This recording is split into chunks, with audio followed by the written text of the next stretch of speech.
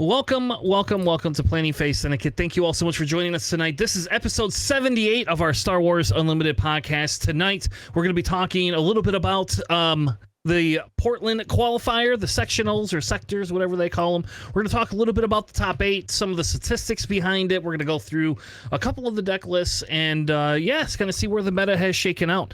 We're also going to cover a bunch of spoilers that we missed from the week before, plus the ones that we have from this week. And we're going to talk about if my new favorite leader is going to be DJ.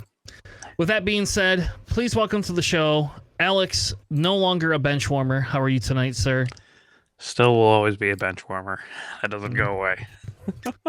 It kind of does, baby. You want a PQ, you get to no longer be a bench warmer. Now we're going to actively pick you for our team. There you go. See? Gross. No one should ever do that. I'm doing okay. I am too excited about a particular yellow leader. Looks pretty cool, so we'll get to that. Yeah. Also joining us is Sam, the youngling. How are you tonight, sir? Pretty good. Got my haircut. Been working on some new decks. Been practicing on a lot online. Just kind of been biding by. Yeah. Well, if you didn't notice, Palpatine took down Portland. Very excited by that. I don't know if I'm super excited because it means more people will play Palpatine, so that means I should start playing Palpatine because I know I'm going to win if I play against those Palpatines. Or if it just means more people are going to play aggro again, and that's going to be going to make a bigger comeback than it had. And then, then we kind of go back to, I don't know. I don't have a Gar Saxon showcase, so I don't think I can switch to Gar. I just don't think I can do it. So that was the first showcase I ever got. Yeah. Yeah, Raw dogged it right at the pre-release. Gave everyone anxiety. It was so funny. Oh, that would have given me anxiety too. I opened a Han 1 for my first showcase at one of our pre-releases, and Damien, one of our locals, immediately came over. He's like, "Here, look, I got a sleeve for you, and I got this little plastic case. You got to do this right now. Put it in here."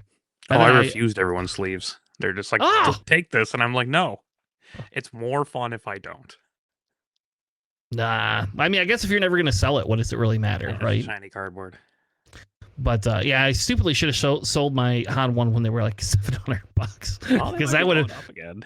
Not the 600, but Yeah, I don't think they'll ever hit that much again. I do think they'll be worth a little bit more, but I don't know if I'll ever sell it. We'll see. I don't know. I did officially, despite Sam screwing me over multiple times, I have officially acquired a Palpatine showcase. The most beautiful showcase in the game. Yeah, so hopefully it comes this week. That's what I'm hoping. I did part with the Darth Vader showcase, but I got some good shit in trade for it. So I can now officially purchase the Palpatine showcase, and I got it for $200. So I'm a little ecstatic about that. That's pretty good price. And I don't have to pay anything out of pocket, so I like that as well. Yeah, I'm excited, especially now that Palpatine won. It's like, yes, I can finally now not get to play Palpatine because everybody will tech against it. So, but anyway, I don't know. It was a fun weekend. I didn't play a lot of SWU this weekend. My daughter had a birthday/Halloween party that we attended. I didn't play, so I didn't play Saturday. I have been playing. I guess we'll start this off because I know you don't play any new decks ever. You never play them before pre-release. It's just your thing or something. I don't look at it. I try not to look at any of the cards. Yeah, which drives me nuts because we run a podcast that thrives on all of that. But I've been playing Deandra Blue, and I did switch to the class of space. Deandra. And I do not like the class of space as much, but I do like the extra 5 health. But I will say, she's just so much fun. I don't have with Trench, you don't almost ever play anything turn 1 because you want the cards, right? You always resource you have no turn 1 plays. I mean, I guess you have bounties, but yeah, you shouldn't be playing Bazine. Exactly. So you almost always just resource it, right? And for the most part, I'm not bountying the first turn. I might entrench depending on who it is, what deck it is. But for the most part, I'm not even entrenching either. If it's against a Han, it's whatever. You play the Falcon. You're going to pick it up or I kill it next turn. Yeah. So I don't really care. You just wasted 3 resources. But anyway, with Deandra, you just pay the 1 resource to do 2 damage to something. And then it just sits there and it's What are you guys gonna do now? So nice. And she comes out on 4 resources. Like, how she's not a control? Like, how she, like, who thought that? Like, I mean, I literally can just activate that twice. If they let me draw cards twice, I automatically have a bigger hand than you. And now I can just swing for more. Like, I don't know. I think she's going to be actually pretty good through the testing I've been doing. But I will say that, like, I haven't seen a lot of like Anakin or Hantu Blue testing. Like, I haven't ran into people that have upgraded those decks yet. So we'll see. We'll see how it goes. But it is fun. I like pillaging people now. Again, that's fun again. So Sam, you're gonna hate this deck. I will forewarn you. I have a deck that runs not all like of the mine, things though. you're talking about. You've seen my deck. Yeah, your deck has too many units. I have. Yeah, I know. I think I have 2 Annihilators, 3 Crate Dragons, and I'm now testing, and 3 Pershings, and I'm now testing 2 clients. We That need is to do a Deidre my episode. units. That's it. Or a Deandra episode. Yeah, you don't need Deandra. those Dr. Pershings. Get them out. Yep, I think I'm just gonna dump them now. I think Throw like on the, attack. I don't have a tech in there right now. I should put a tech in there. I have the bounty hunters in my sideboard because I use them so much in Just in case. in trench. Yeah, like yeah, I don't have any real top end outside of the Annihilators and Crate Dragons, so you know, I'm just gonna pillage you and then strip your board and then hope you can't kill my Crate Dragon. So, but anyway, enough of the decks that Tanner's been playing. Maybe I'll stream some this week if you guys want to watch me play some. The wild thing is that deck also just loses the trench, though. Oh, I'm sure it does, because you could just vigilance it like to hell. But I do run 2 restocks because of running against people who run control that don't think about that. Sure, it's just like, oh, you play a Crate Dragon, here's Power of the Dark Side. You Yeah. played a Nightmare, here's Merciless Contest. You got any other units? Yeah. Nope, I don't. So. But anyway, so I don't know. What do you guys want to do? You want to do Portland first, or do you want to do the spoilers first tonight? Let's do Portland, why not? It just happened. It just ended. Fair enough. And I had been watching it on and off all weekend. So I am kind of excited by some of the stuff. I am more excited by the statistics, if you didn't know. They're my favorite. But here is Palpatine. Palpatine took it down. Bobby Sapphire from KTOD podcast took down Portland this weekend. But before we get into like the actual details of Portland, I kind of just want to do a high level overview and kind of look at the meta elsewhere. So if we look this weekend, we can see a Bosk Green won an 8-person tournament in Taiwan. Planetary. In Taiwan. Right in Taipei, yeah. Get our passports, boys. Let's do this. We can show up and show out and take down another PQ. I'll tell you what, if you pay for my trip, I already have a passport, and I will happily go if you pay for my trip. I actually literally would the brokest one on this podcast. Yeah, well, I don't know about that, but I don't have money to fly to Taiwan for a PQ. That I don't have. But Portland was taken down by Palp. Another planetary had Boba Data Vault, an Iden Data Vault. Then there actually was 2 limited this weekend. One of them was took down by a buddy of ours. I don't know how you say it's Abio, right? That's like his nickname online. Abo? Abo, is that how you say it? Abio? He actually, I talked to him a little bit. He's going to join our podcast in the next month. We're going to do like a segment with him and talk a little bit about that as well. He was the first person on the collab joint thing. Oh, was he? Yep. Yeah. Then you can see there was a Han Blue that took it down. I do not know why St. Louis does not show up. I don't know. So I don't know who took down St. Louis, I guess. Sam will look that up for me. And then we had a Sabine ECL, another Iden Data Vault, and 2 Hantu Blues. So let's look at our kind of meta ranking. So obviously we've seen a rise in Han 1. We didn't see it at our PQ, but it's out there. Well, people played it there. We just told them to leave. Yeah. Only one of them made top 8. So I think there was only 2 there that was running Han 1 though. I think there was more, but I don't think they did well. So does that mean technically right now, as it stands, I'm the best Han 1 player in Machine? That top ranked, the most recent Sting, maybe. Yeah, that's all we'll give you.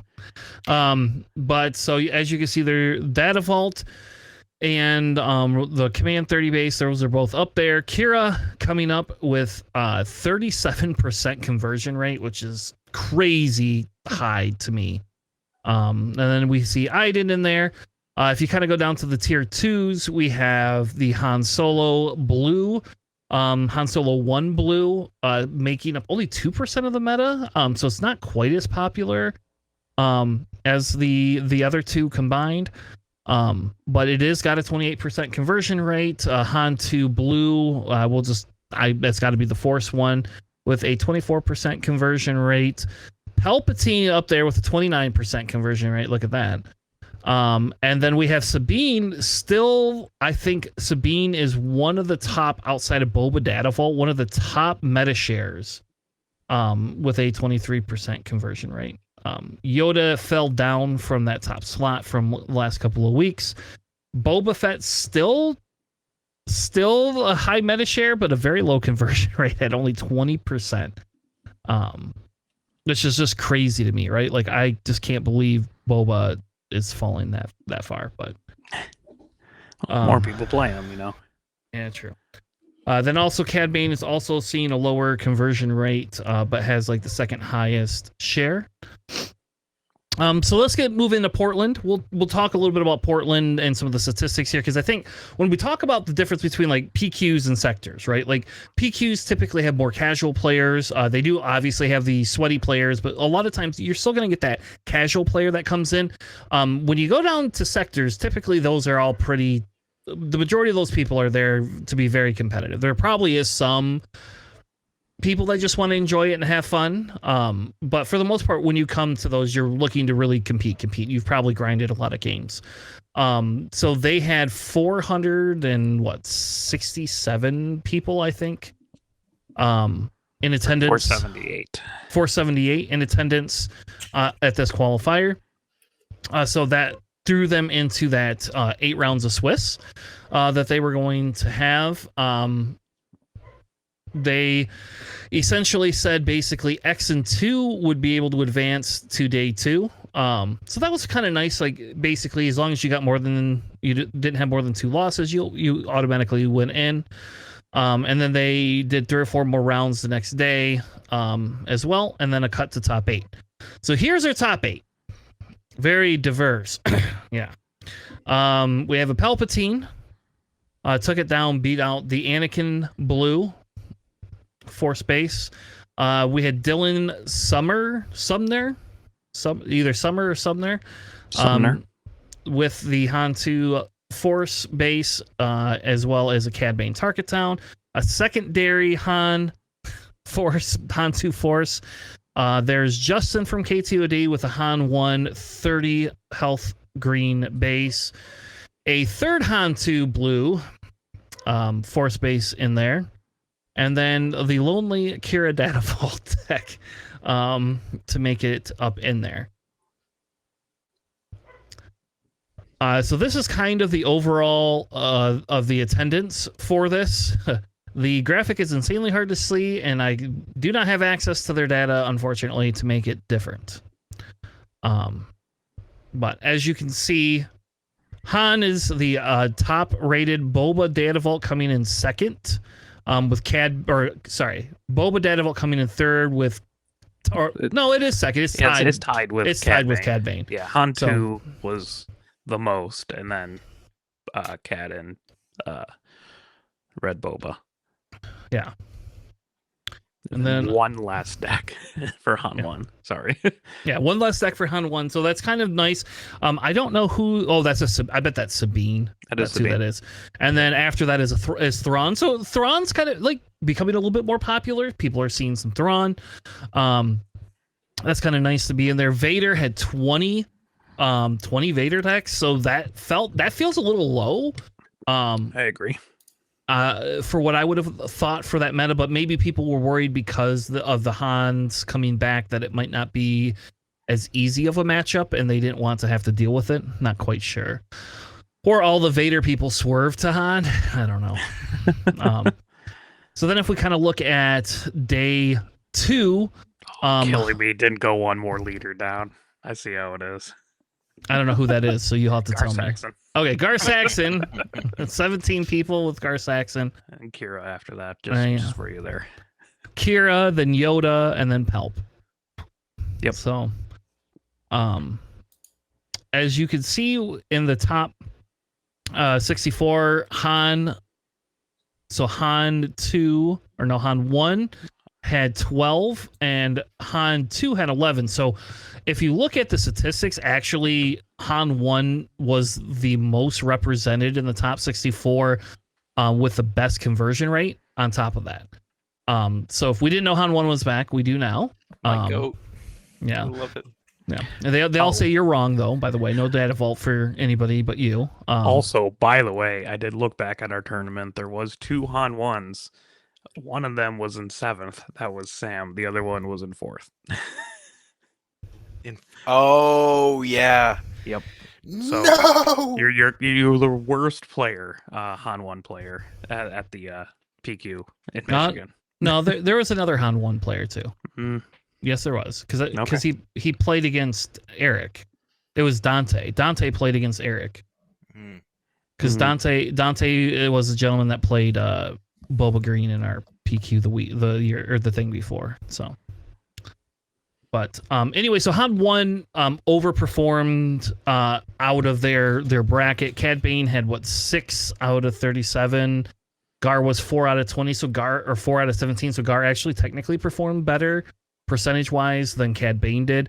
Vader is still up there though. I mean, that Vader having 4 out of 20, that's a pretty good conversion rate. Kylo, I don't even know where Kylo sit. He was 4 of 11. That's a huge conversion rate.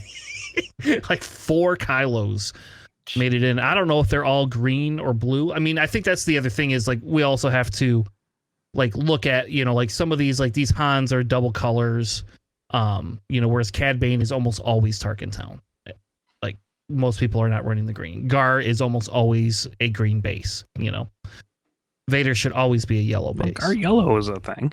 Like that places and wins. Not recently, it seems like. So what is 4 out of 11? What's that? So 36%. So 36% conversion rate seems pretty good. There's a Gar yellow in the top 64. Really? Yep, and then one a planetary over the weekend as well. Last weekend, I guess it was the 27th. So yeah. So only 2 Palpatines, only 2 Yodas, 3 Kiras, 3 Anakins, only 2 Bobas. There is 2 Quinlans that snuck their way in there, so that's kind of exciting. Only 1 Thrawn snuck their way in there. That conversion rate's terrible when you have 20 of them and one makes it. And that one, in fairness, made it to top 9. I think he was 9th or 10th. So, we're not going to look at that deck tonight, but that would be we are going to look at Thrawn again. I think maybe when JJ isn't sick anymore, maybe we'll take some deep dives into some Thrawn stuff because I really do think Thrawn's going to be interesting next set. And like as a blue yellow hero, it's kind of weird because like we have Trench, but Thrawn is probably more easy to play for people than Trench is. But it was a Thrawn green that made it, and then so I think like looking at Thrawn green, Thrawn red, maybe we'll do like a kind of a small analysis like we did with the Hans for it. 1 Obi made it in. That's kind of cool, right? Set 3 Obi-Wan too. Yep, the set 3 Obi-Wan. So I like that a lot. But let's actually move on to the winning deck. Let's actually go through some of these decks and talk a little bit about them. I don't know, Alex, do you want the Palpatine deck? It doesn't have our boy, the Emperor's Royal Guard, in here. So yeah, it's actually pretty close to a lot of the yellow Palp decks that I've just been seeing floating around, and I don't get it. But sure. So yes, Palp Yellow wins the sector in Portland. Love me some Palp. So it's got triple ISB agent, double Salacious Crumb, triple McClunky, triple Aura, triple Bazine, double Lothcat, double No Good to Me, triple Sneak Attack, triple the Contracted Hunter. That's the 4/4 ambush guy that dies at the end of the round. They just Palp anyways. triple elite P38s, triple super laser tag, triple resupply, triple legacy run, 1 traitorous, triple main deck change of heart, triple green Vader, 1 Fennec, triple reinforcement walker, and triple devastator. In the sideboard, you got double confiscate, 1 EMP. The third no good to me dead, double eager escort fighter, double Palp's return, and double relentless. I don't get it. Still, I don't know. I don't understand Yellow Palp. I don't get why it's so good. I mean, it just kind of delays stuff, which is fine, but I don't know. Killing's usually better than just kind of exhausting things. Yeah, and there's not a ton of exhaust in there. I mean, because it's really just your loaf cats. That's your exhaust. I mean, there's only 2 and of the those. no good to me's as well, but sure. But those are specific for like a leader type flip till you can kill it. That's usually what that is. Yeah, I will just say don't get how you control enough in this deck. Also, you don't even have Cad Bane, right? Like you have Fennec. Yeah, I will say I actually tested with the Fennec yesterday after seeing that in there because I was on Maul and not Fennec. Like, so I have 2 Mauls main boarded and not a Fennec. And I did test with the Fennec, and when the Fennec goes off, it works. It does actually genuinely work on that 7 to 8 resource turn. All the time. Like it constantly goes off. It's like another unit you can ambush and then Palp and then steal something and move on. Sure, but how much damage are you getting off of it? Like I've killed maybe? I killed the Luke. Well, sure, I killed the Luke every time. Every time. I've with the never attack. Yes. The 4. Yeah, well, you get the 4 plus you get the stuff from your discard. So I'm getting typically which I'm thinking is like typically 3 to 4. Yes. Yeah, so you're doing like 7 to 8 damage into something. So like it kills almost everything on that research turn. And you're pelping almost all the time, right? So like you're guaranteed to have a contractor in there and a McClunky almost every time and probably a Bazine. So like those are the ones, maybe an ISB agent, right? Well, that doesn't matter because that's the McClunky. Same cost. So it's like yes. So I don't know. They play a Luke, you can just kill the Luke. You know, they play almost anything, you can kill it. I like the Fennec. I actually like the Fennec a lot, personally. And it's Underworld, so I've actually ambushed it and killed something and then McClunky the damn thing back to hand. And just been able to steal whatever I hit with it with Palp. And if it didn't kill it... You can also McClunky the Maul, too. Mm-hmm. And like not actually stack damage on the Maul because of the amount of Underworld stuff you have. Yes. And that's why I had been personally running Maul. But that's just me. Like, I actually like the Mauls over the Vader sometimes, personally. But yeah, there's not a lot of like stuff I would want to pull with Vader. Right? It's probably just the P38 or like a Salacious and a Bazine. That'd be pretty nice. Like the super laser attacks aren't very useful at that time, and I mean, I guess he could ping off 1 more damage with ISB agent. Really funny if you pull all 3, but yeah, traditionally we saw clunky. Bobby hitting the Bazines and the Salacious. That was a lot of the combo he was looking for. He did use the super laser tech sometimes just to have something to be able to kill. Yeah. Yeah, it's also only double Salacious Chrome, which is kind of weird in my head. Yeah. Yeah, I was not running the ISB agents either. I guess they make sense, but because I can't McClunky them, I didn't like them. So that was just me personally. I was not running ISB agents. But I guess it makes sense. I mean, because you can put a Greedo in there too, right? But then Greedo doesn't pull with Vader. So it's a kind of a toss up. Like, do you want to be able to, what do you want to pull with Vader or not? I will say I do like this Palp deck. I would make some changes to it personally myself. But I guess I can see why, with all the yellow in here, why you would never run Yularen, right? Like running Yularen would seem silly because you're never going to get the heal. Yeah, you almost never run the Yularens in yellow. Yeah, and then there's like no point in running, the guards if you're not going to have any officials. Like, you have no officials, so right. I like Fennec better than in testing better than I like the Cad Bane unit. but I like Maul a lot too. So I don't know. Like for me, it's really hard to say I would want Fennec over Maul. But like I know it I do. does. Yeah, I do know. I like they both have the ambush. The difference is the Fennec has a possibility of getting 8 damage versus Maul 7. And the But- Maul has a possibility of not taking damage at all. Exactly. Yeah. So I don't know. We'd have to talk with Bobby about that choice. I also don't know if I like the one off Traitorous either. Like I actually was not running Traitorous in mine. I started playing around with it, and I think Traitorous, to me, Traitorous would be more of a sideboard card if I was going to run it. I think I don't know if I'd run that main deck. I do like it, like it's fine, but So how does this like beat a Vader space aggro deck? well, they're doing similar things that the Cad Bane deck does. So you're playing an ISB agent turn 1, McClunking it. You could play a Bazine if you wanted to, McClunky it next turn, and then you're usually ramping or playing the P38 the next turn. So you play that P38. It usually kills one of Vader's things. You can then, if you ramp instead, then by the time you have the ability to put that legacy run out, you're just sneak attacking that legacy run out, killing something with it, and then wiping their board. And then I if gotta you get draw like you then if you get all those nice things. ha ha ha. Just, But it just seems a little clunky. I will say, like, this is the deck that we, as a Vader Yellow player, we did want to swerve against, because if they get some of those god draws, it does end it. But I will say, like, if you can get, as a Vader player, as long as you can get rid of that Devastator and still swing in stuff to base that they cannot wipe your board continually, for the most part, you're golden. Like, you win. So, I don't know. He beat Yakko, and Yakko was one of the first people to top anything with a Vader Yellow.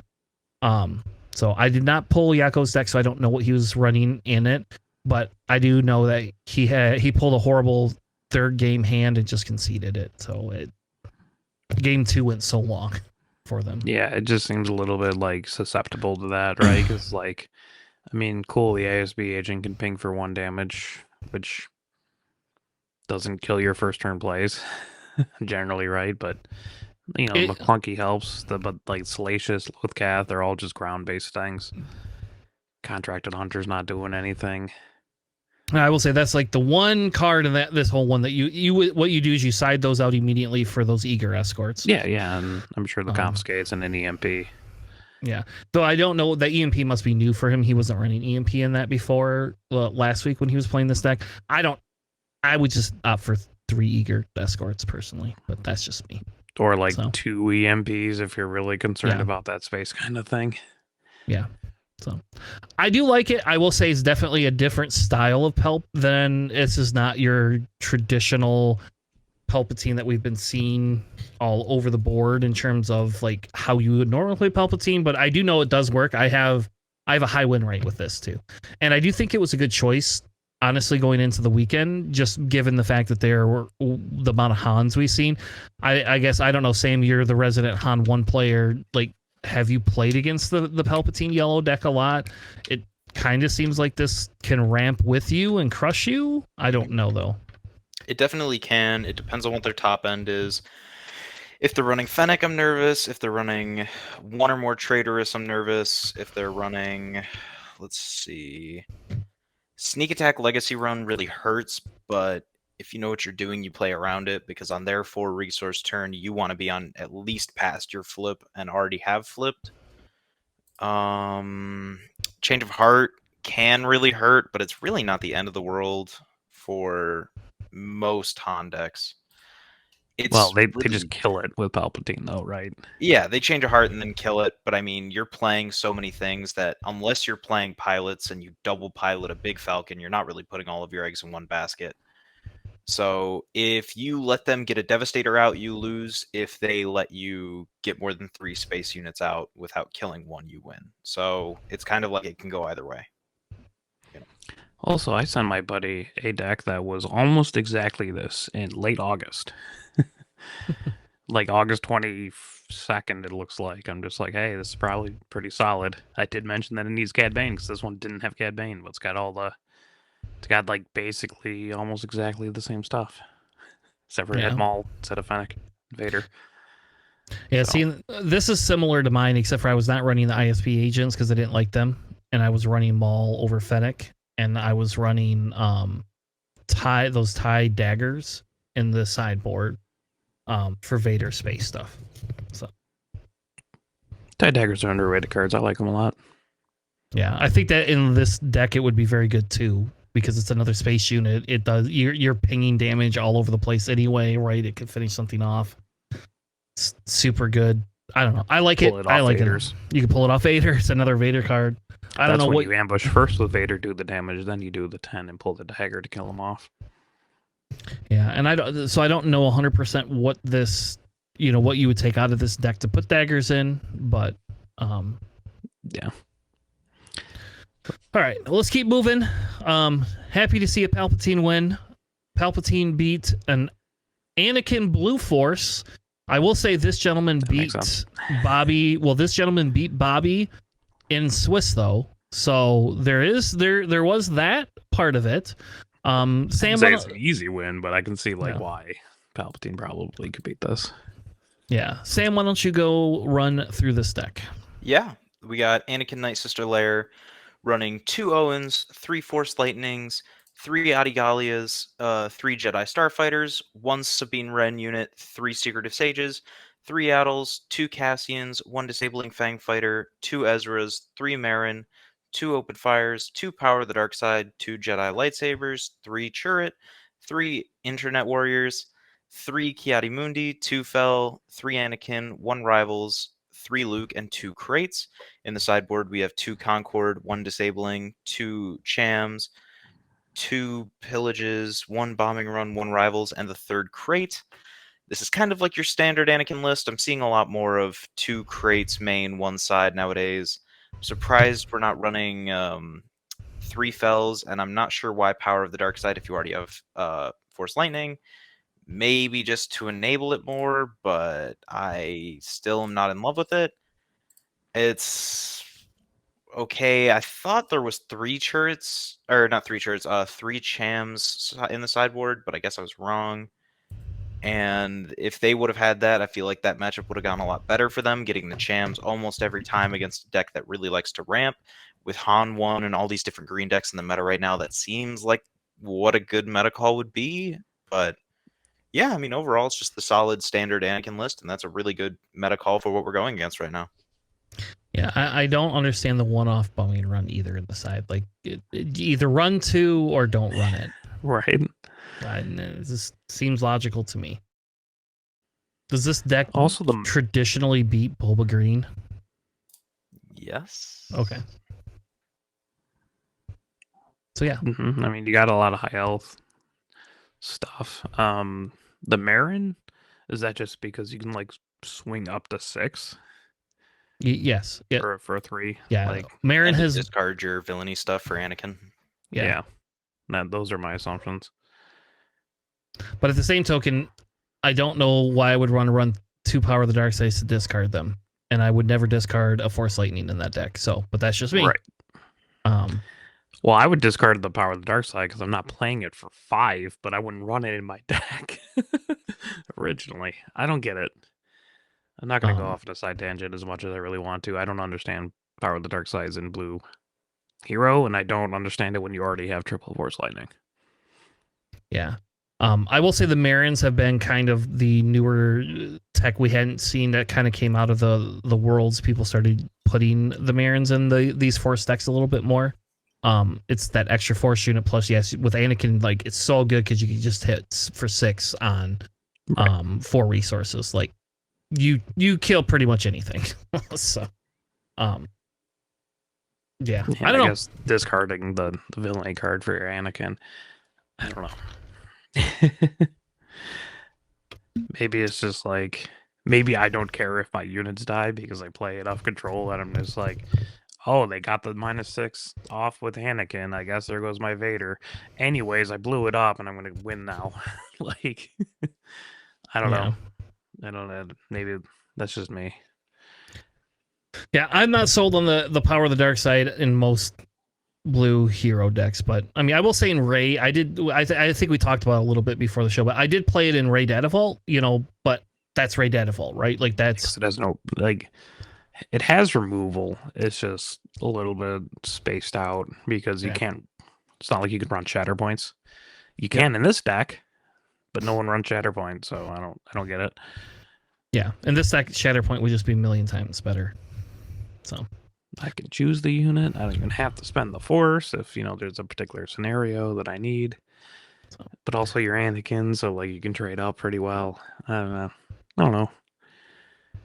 I mean, I get it. It's still like blue Anakin's a solid deck. I don't understand the powers. Also, that sideboard's wonky.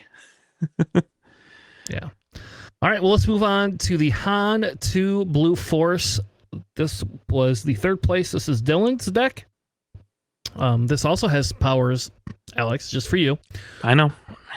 This is 2 Owens, 2 Force Lightning, which hurts. We're only running, just get rid of the power of the dark side and run the third Force Lightning, baby.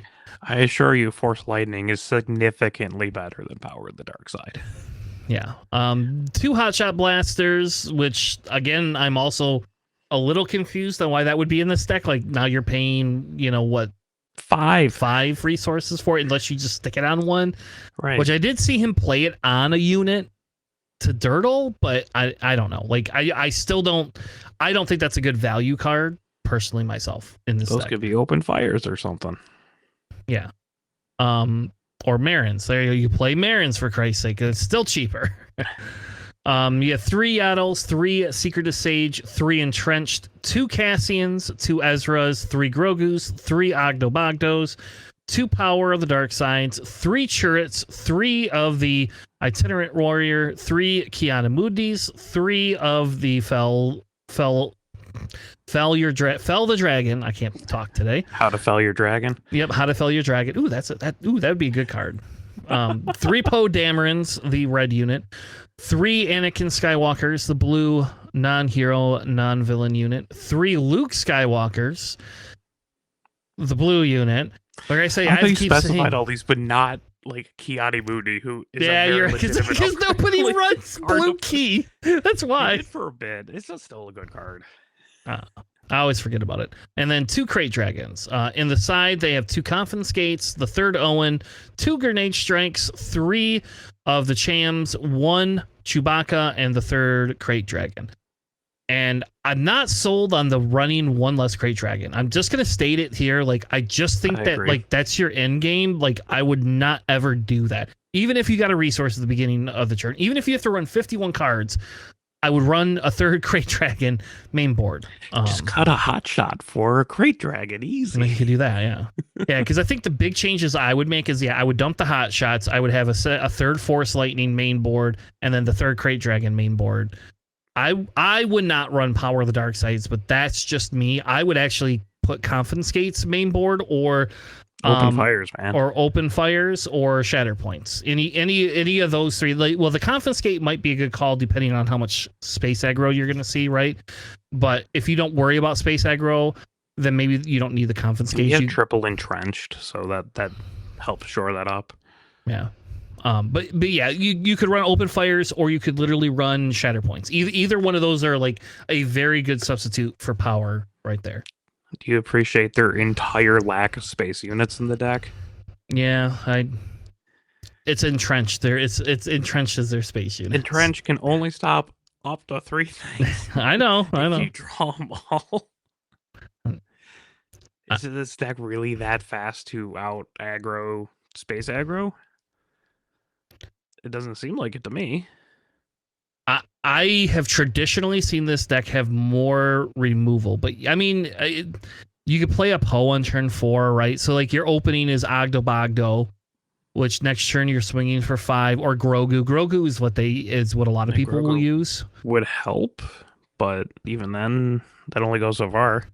I mean, traditionally, I have not ran no space units in blue. My Han from Worlds did not have no space units, but maybe maybe they don't feel they need it as much. I don't know. Side a couple of redemptions or something.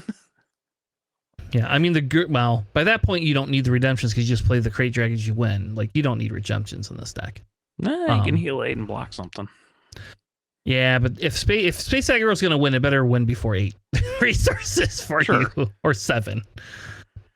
The grenade strikes are definitely for the space aggro, but Yeah. this is like, I don't know what this does. I mean, I guess if Kaz can't play more than 1 unit a turn, I guess you don't care, and that's kind of what it must be. Is they just don't, if the Vaders of the world, they just use the Grogu's to kill it. But usually we used to run red, though, right? yeah, we used to run red 3s. That was like red 3s and then the hammers. So those were the big ones.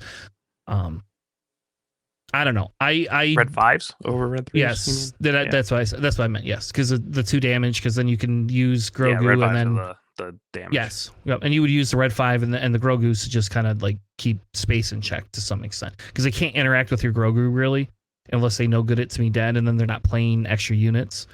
Yeah. You can waylay it, and that's nice. But I don't know. I agree. I'm a little weirded out that there's not any space units whatsoever, but I also stopped playing Hantu Blue after Worlds because everybody else was playing it, so I got sick of playing it. All right. Well, let's move on to the Cad Bane Tarkin Town. This looks very identical to the Weenies deck that we've been seeing run around for the most part. Do we still want to cover it? Do you guys want to go through this still?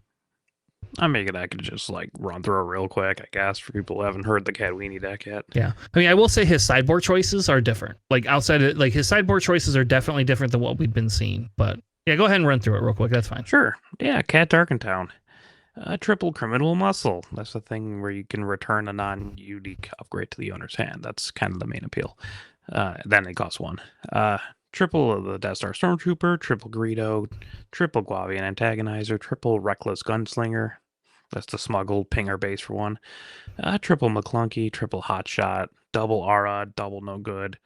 To me, double Surprise Strike, double 3-cost Boba, triple Mist Hunter, triple Nihil Marauder, double Waylay, triple Forlom, double IG 2000, double Ambush Bosk, triple Zuckus, and triple Ruthless Raider. In the side, you have double Confiscate, double Bazine, double Sneak Attack, double Pillage, and double Devastator. Still don't understand why these things don't run FO Stormtroopers, but, you know, it's fine. Like, I guess by allowing your opponent to choose where they can take the indirect damage is too much like Cad Bane's ability where they choose where it goes anyways. I don't know. Yeah, I don't either, because you would think those would be better than a lot of the other. I mean, like, I would almost like those better. I mean, I guess the gunslingers have the smuggle appeal, right? So that's why. Yeah, no, I just take it over like Greedo or like the Death Star Stormtroopers. One or the other. Yeah. I mean, you lose 1 attack, but also you get 1 indirect. Or how about over the criminal muscle? Like, do we really need criminal muscle? Yeah, Secret you of want to Sage. get those upgrades. Yeah, because you can play as criminal muscle, take off the shield for the Secret of Sage, and then ping it, or a Village Protector, and then you can Tarkin Town it, or then immediately come back and ping it. That's like the whole appeal of that. Yeah. I mean, if you put it down where if you got rid of the Death Star Stormtroopers and just put those in there, right? Like, now you're not messy with your underworld either. So the FO Stormtroopers aren't. Yeah. If you're But not you're- replacing Greedo, I mean. Yeah. Yeah, because then you can still keep your Greedo for your underworld shenanigans, and then you have the indirect. And like, to me, it actually seems better because it forces them to put indirect. If they put it on their base, it's a bonus to you. If they put it on one of their units, you can trigger that indirect before you trigger your CAD trigger. Mm-hmm.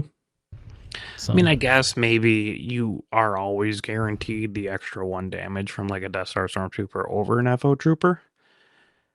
But not if the FO Trooper dies before, the Death Star Stormtrooper ever swung, right? Like, you still get the when defeated indirect.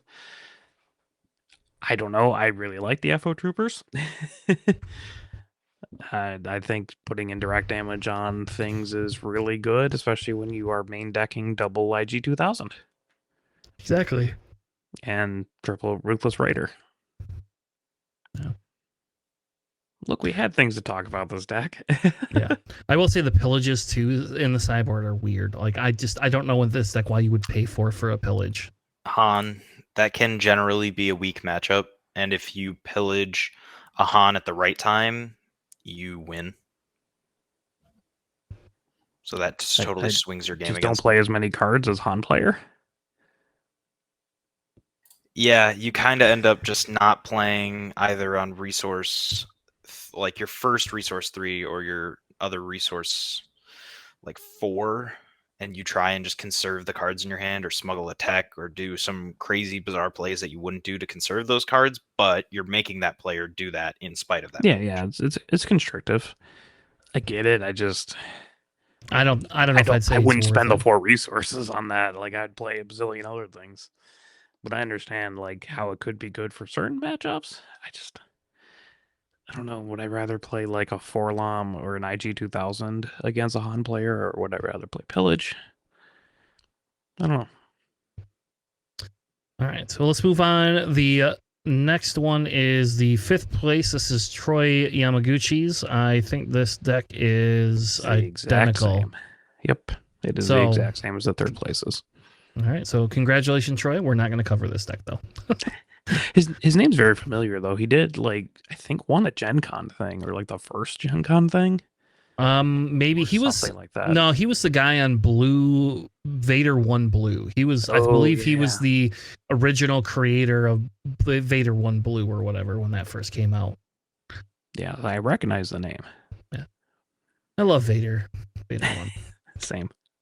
All right. Sam, this is the Han 1 non-data vault deck. Mhm. What is this deck? Let's talk about it. So we have the best leader in the game, Han 1, representing. All right, Command Center. hold on. Alex, tell us about this deck. I was gonna say you need to clip Sam saying Palpatine at some point. So when he says God. best leader in the game, Palpatine, let me talk about this Han 30 base, 30 health base deck. Oh my God. But go ahead, Sam.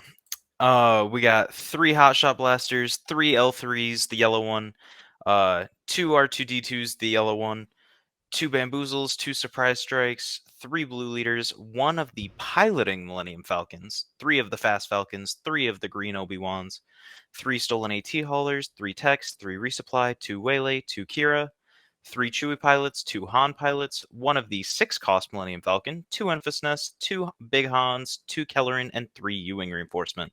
In the side, we have 3 Confiscate, 2 Spark, 1 Waylay, 2 Plo Koons, which we haven't seen in a few sets now, 1 Enfys Nest, and 1 Kelleran. This list is interesting because it's doing a lot of things that we used to be doing, but we're not doing anymore.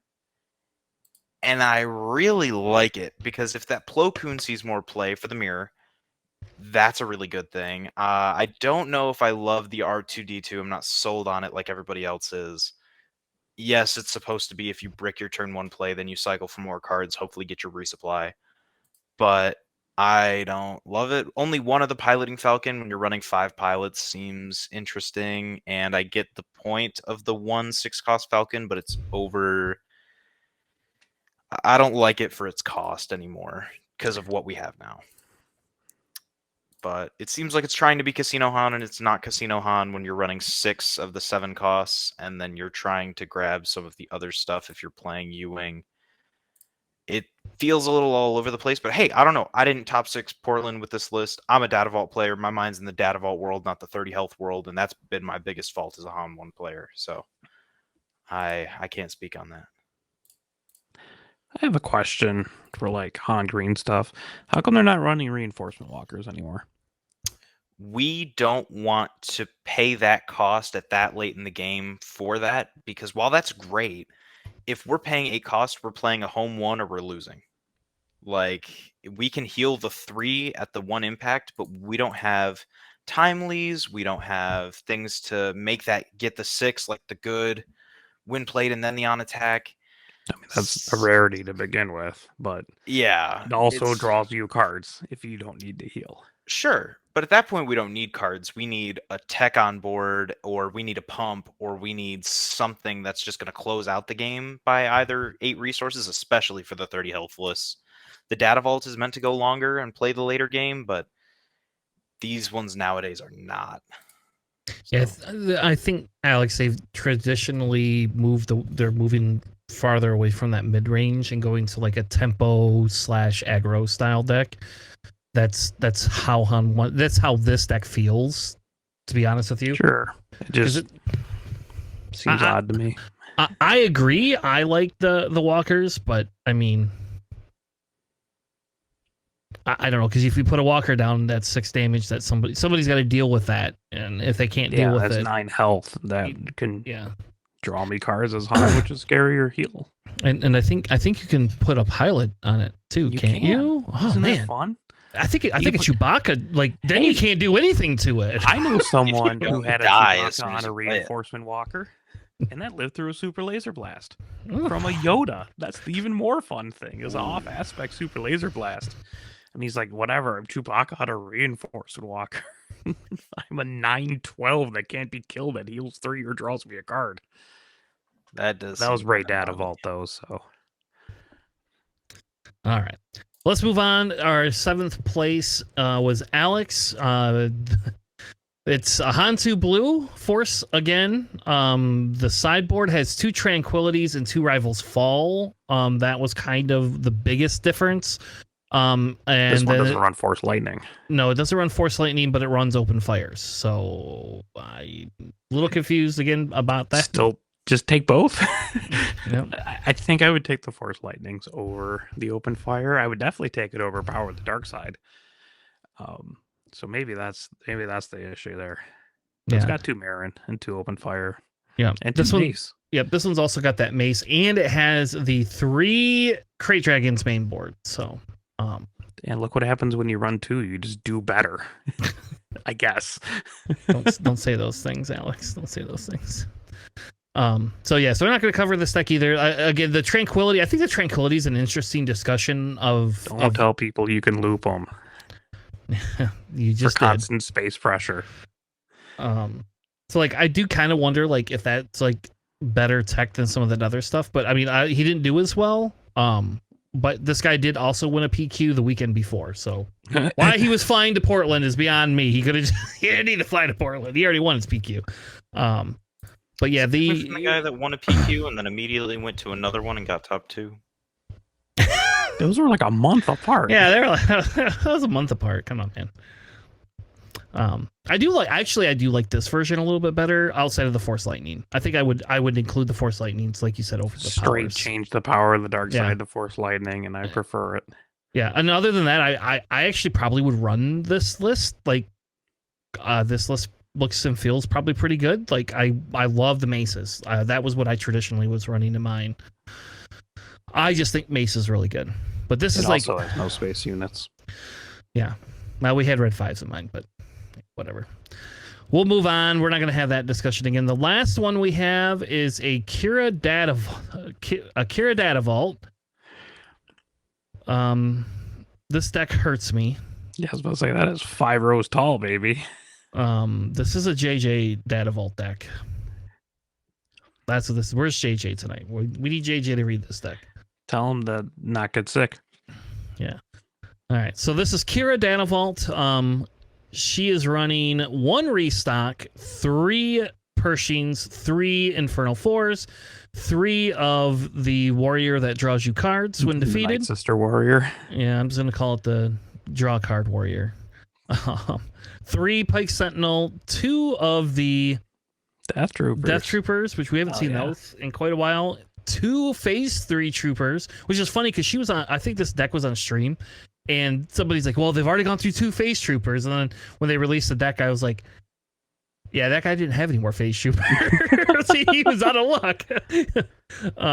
3 of the Super Laser Techs, 3 of the Supremacy TIE SFs. 2 Supremacy TIE SFs, 3 Power of the Dark Sides, 3 Resupplies, 2 Fell the Dragon, 3 Vigilance, 2 of the...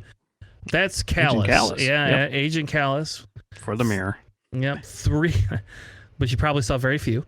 3 of the Gunships, 3 No Glory, No Results, 3 Overwhelming Barrage, 1 Lonely Traitorous, 2 Anakin without a hero card, 1 Palp's Return main board, 3 Darth Vaders, 2 Mauls, 1 Snoke, 2 super laser blasts that hurts. That's the one that hurts the most.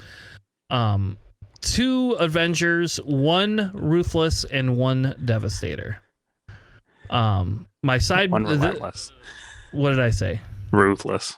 Yeah, Relentless. If that wasn't actually another card, I wouldn't know. But the sideboard has 3 Moisture Farmers, 2 Regional Governors, 2 more Palps Return, 1, which is your second Relentless. There you go, I got that right this time. And 2 Annihilators. I will say I like the deck for the most part, minus the fact that there's only 2 Super Laser Blasts and only 1 Avenger. And I'm sorry, 1 Devastator. Like, and 1 Snoke to me is pretty crazy too. Well, this 1 Snoke I get that. You just resource if you don't need it, but it's just a whatever card. I don't like the Callus's main board, but that's just me. I don't like the Callus. It's whatever. Like, I do think it works out very good if it gets to kill something that, you know, is unique, but outside of that, I don't know. Again, the one I don't think I would run Anakin in this deck. I don't think you need Anakin at all in this deck. And like in that case, what else are you going to run instead of that? Well, I would run another Snoke and probably another Traitorous. Yeah, I would say cut Traitoruses altogether. Traitorous. Yeah, I've actually agreed with you. Like I don't know if Avengers are ever actually needed. Like I actually run Annihilators. Yeah, and like I would rather have like another Devastator. I will say I like the 1-off Relentless. I do actually like that. I did the same thing in my Kira deck in set 3 when I had success with it, and it works out very, very well. So I love Relentless. Great ship. And I super understand that like super laser blasting the board and the next turn playing like an Avenger is generally pretty good. But I feel like most people have played more than 1 units at this point after that. Yeah. So I like the Kira deck. I think it's okay. I would never put Regional Governors in the side.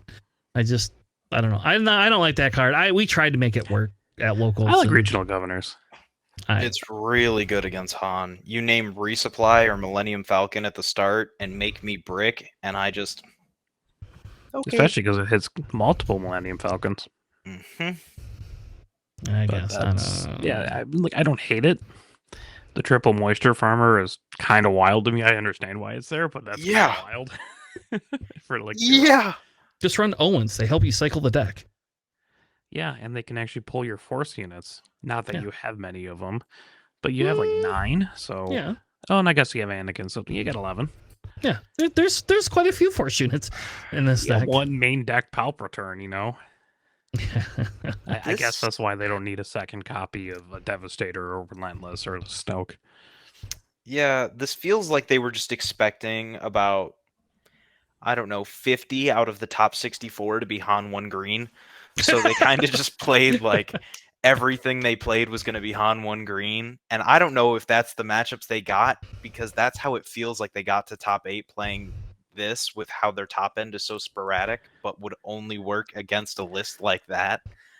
Like, this scares me. As a Han 1 green player, if I get paired against this and I see their deck list in the top 8 and I look at it, I start shaking in my boots. Like, I don't know what to do against that.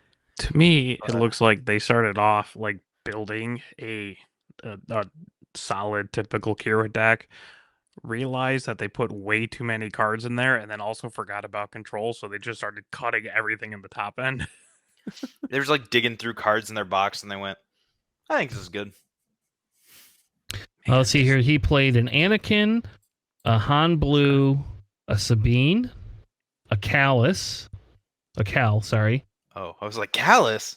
Cal? Like, holy crap, he beat Vader. He beat Vader with this. I can't believe. That's crazy to me. I don't know. And it's Yakko. He beat Yakko round 5. So Yakko bricked?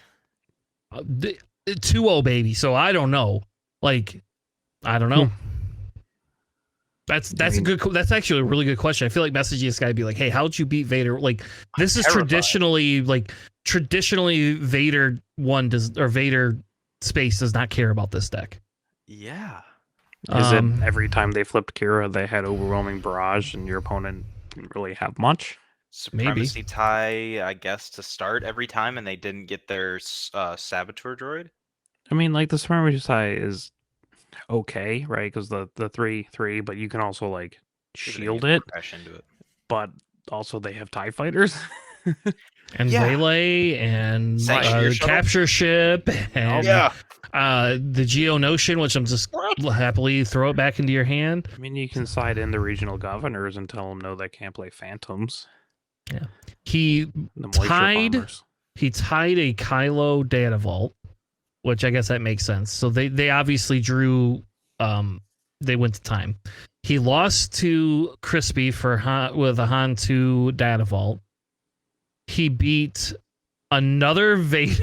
This one is administrators. He beat 2 Vader yellows. Okay. Holy crap. Bro. And then he beat a Han blue, the Thrawn data vault, another Han blue, Han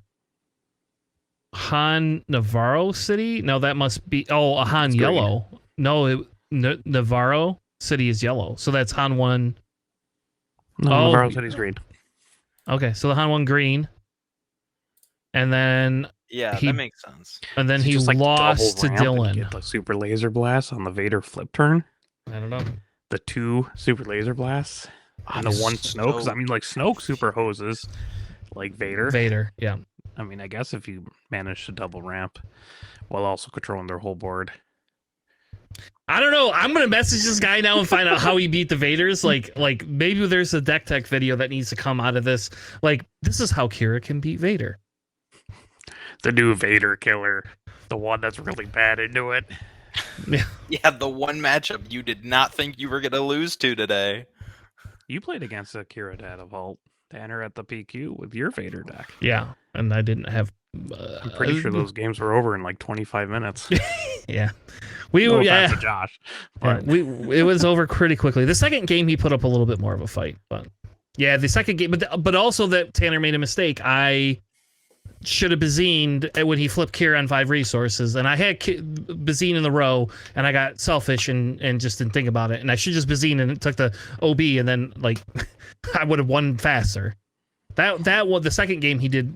He started racing me, and then it became a little bit bigger of an issue because he traditionally was able to play bigger units. But yeah, I don't know. I genuinely have never lost to Akira in a tournament with Vader Yellow. So, what do you think about the Night Sister Warriors? Is that typical, or is it just like I get to draw a card by killing it if I wanted to? Yeah, it's just really for that card draw. If you don't get the Pershing, or if you're playing against another control deck and they kill it, like it's a free card. It's like, I don't care. Target. He's not running Merciless Contest in here, which I think is a little off too. Like, I think I would be running Merciless Contest in here, but wait, no. Sam had a good point. The Night Sister Warrior is for all the power of the dark sides against the hero decks. Oh my god. All right. Yep. I'll just leave this sitting out here. You play your power, and woohoo! I get to draw a card, and you didn't kill anything of importance. 4 resources. I'm only playing that. Go into 5. Be like, yeah, bro, do it. Activate your Anakin. Yeah. I mean, I will say, like, if you play Night Sister Warrior on turn 1, and then turn 2 you play Infernal 4, you're able to scry and allows you to 2 your deck a little bit. Like, I tested it with Kira. And it's okay, right? It's a good Death Trooper target as well. Yes. Ooh. Yeah. You can also running 2 Death Troopers. You could Death Trooper it, or again, like you can also use it with Pershing, right? If it's like kind of an insane card draw with Pershing, if you have it. If you're gonna swing into something and kill something anyway, right? Like you just throw the 1 damage on that and swing in, get your card, and you get 2 card draws. So it does help a little bit. Ooh, it's also 12 first turn plays in this deck. That's pretty low for Data Vault. Sorry to cut you off. Just realize that. I'll be honest. Like, and when I played Kira, I usually just claim unless I get a Pershing turn 1. I just claim. On Kira? I thought Kira was not like hard control. I thought it was like soft control. I still claim. I just want the.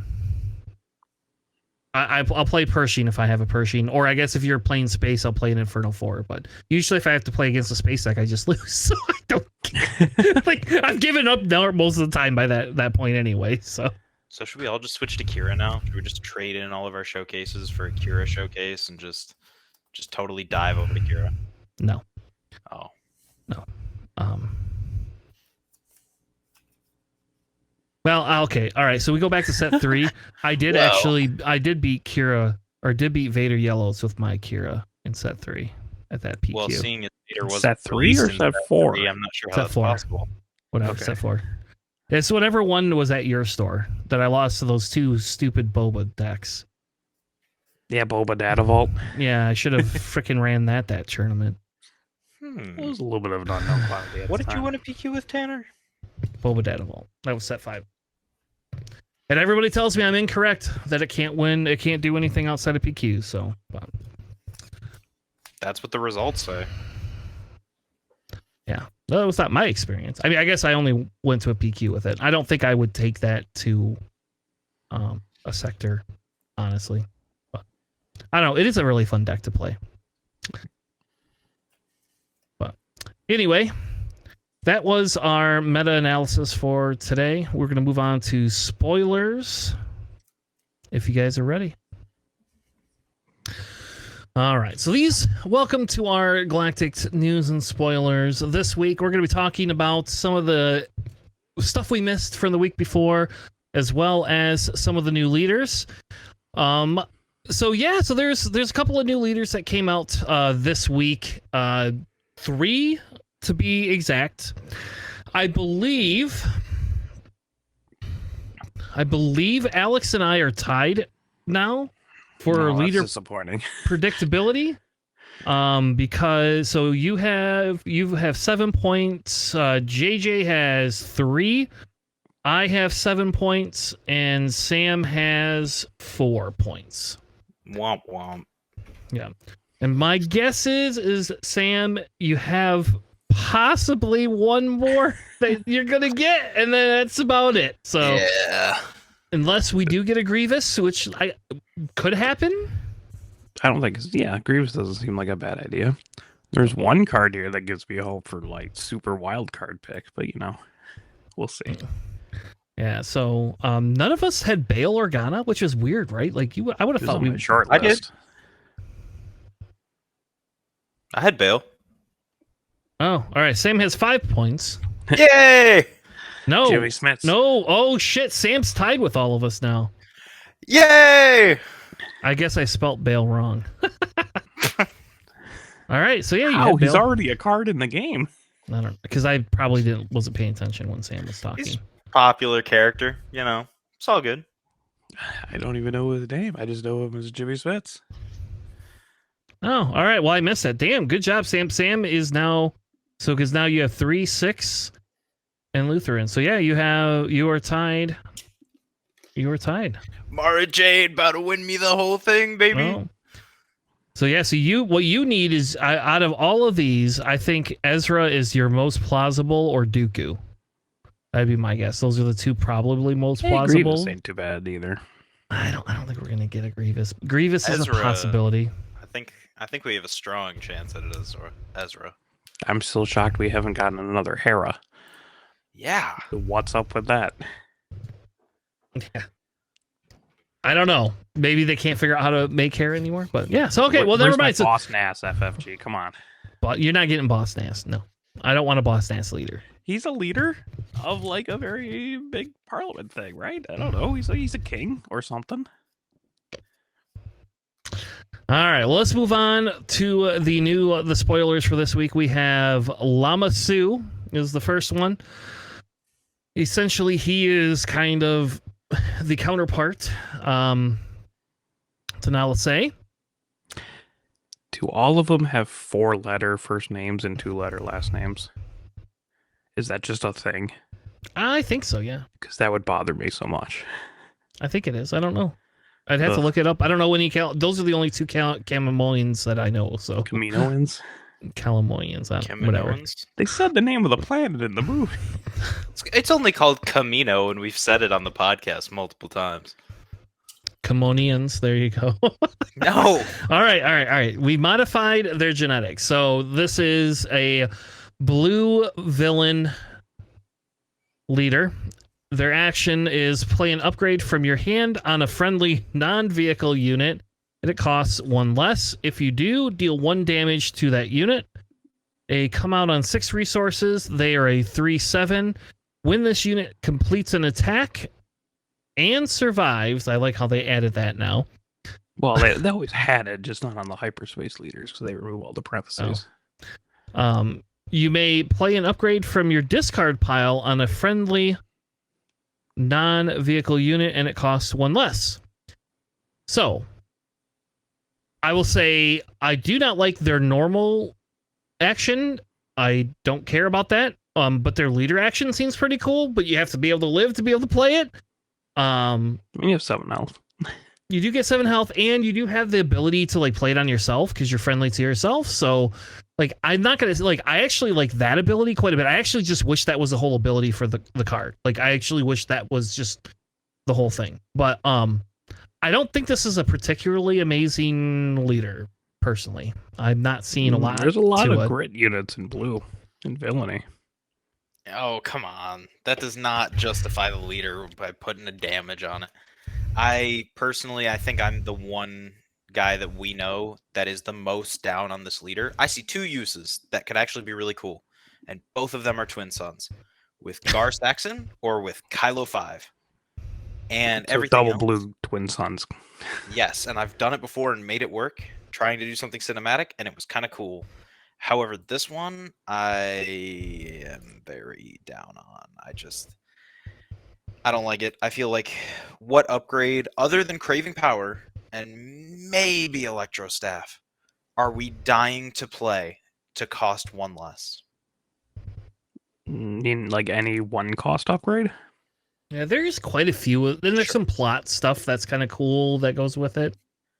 Yeah, I mean, now there's a lot more that specifies that it has to be Force units for like Jedi lightsaber, or not Jedi Well, in lightsaber. the last like, set, yeah. Yeah, like General's Blade or Bolstered Endurance or some General's of those. Blade is not just Force unit. You just No, don't it's really get that Jedi. much of a benefit.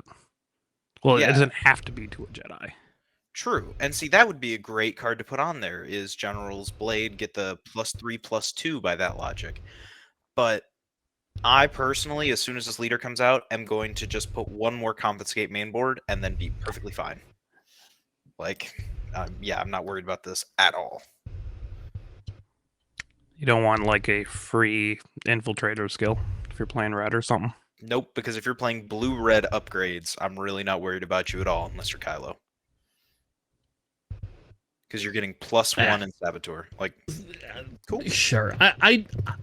I'm not as down on it as you are, I guess. Like, I don't think this is an amazing leader, but I also don't think it's trash either. Like, I think there can be some uses to this, and it is blue villainy, so at least next set, like, we still have quite a few tools to be messing around with blue villainy.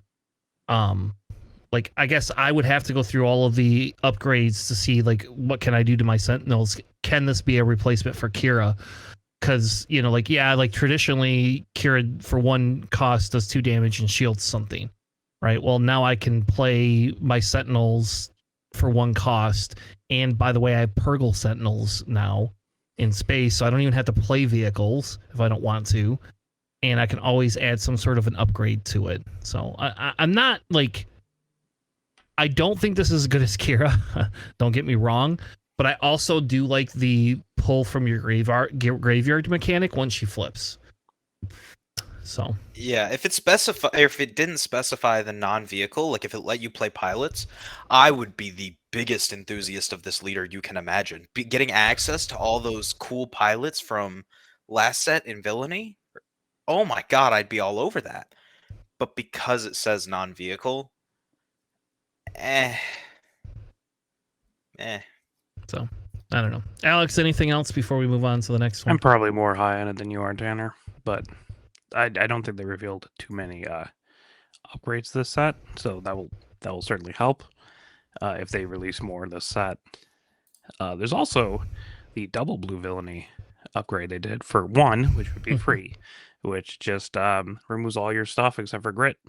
And just gives you grit, which just naturally seems like that would work with it if you're trying to do a double blue. Also, putting down a size matters not for 1 seems really funny. Sure. That sounds great if you have a villainy force unit by turn 1. That's not hard. Villainy? It's not. No. Yeah, especially with the cards they released. Other than For this Karis, what are you playing? Secret of Sage. Okay.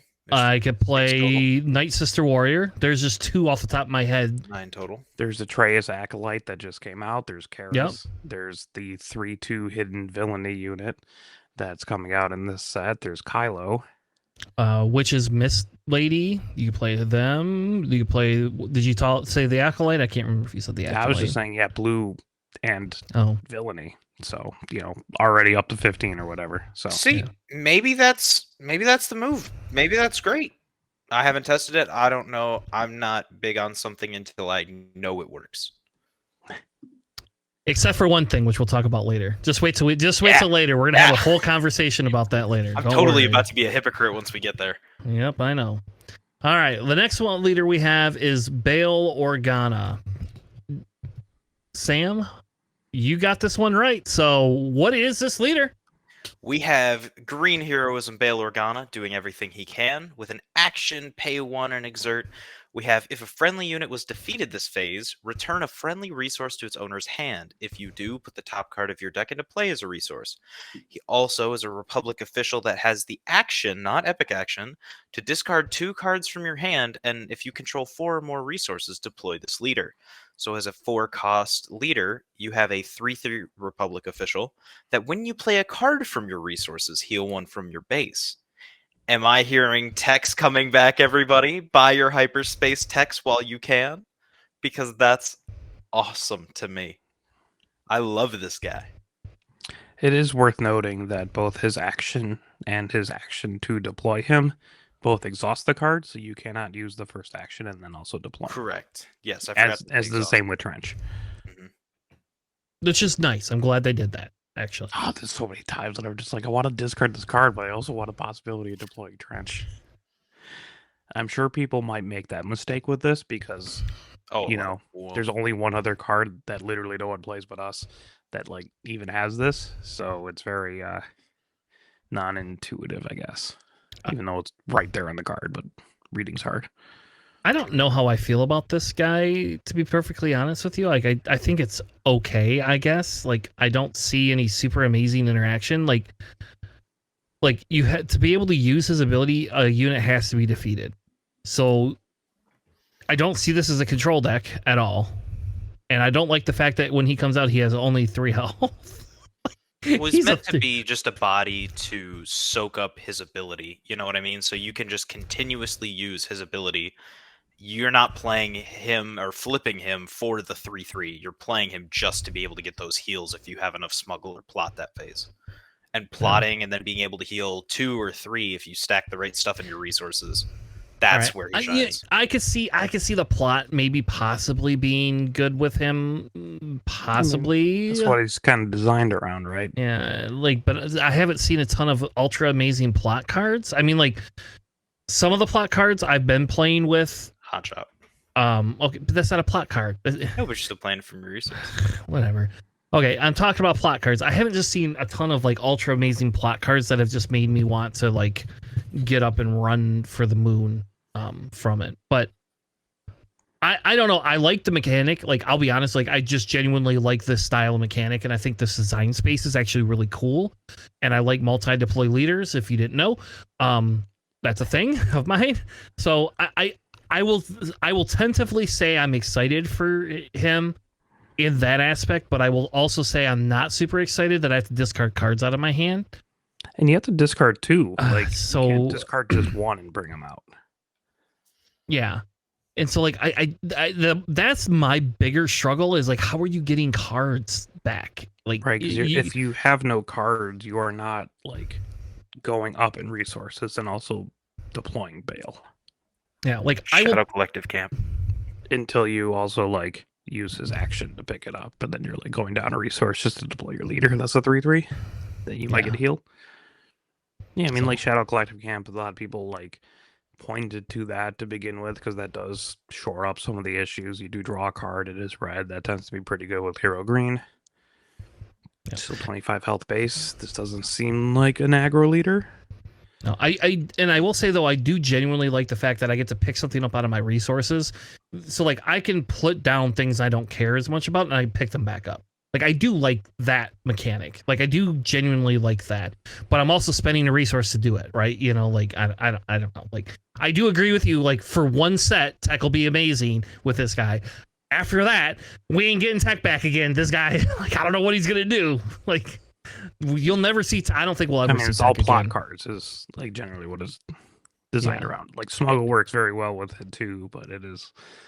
But again, every if we time I don't deploy them, just get plot stuff. if they don't give us plot cards in the future, we've got a problem then. Like this leader just is Hondo.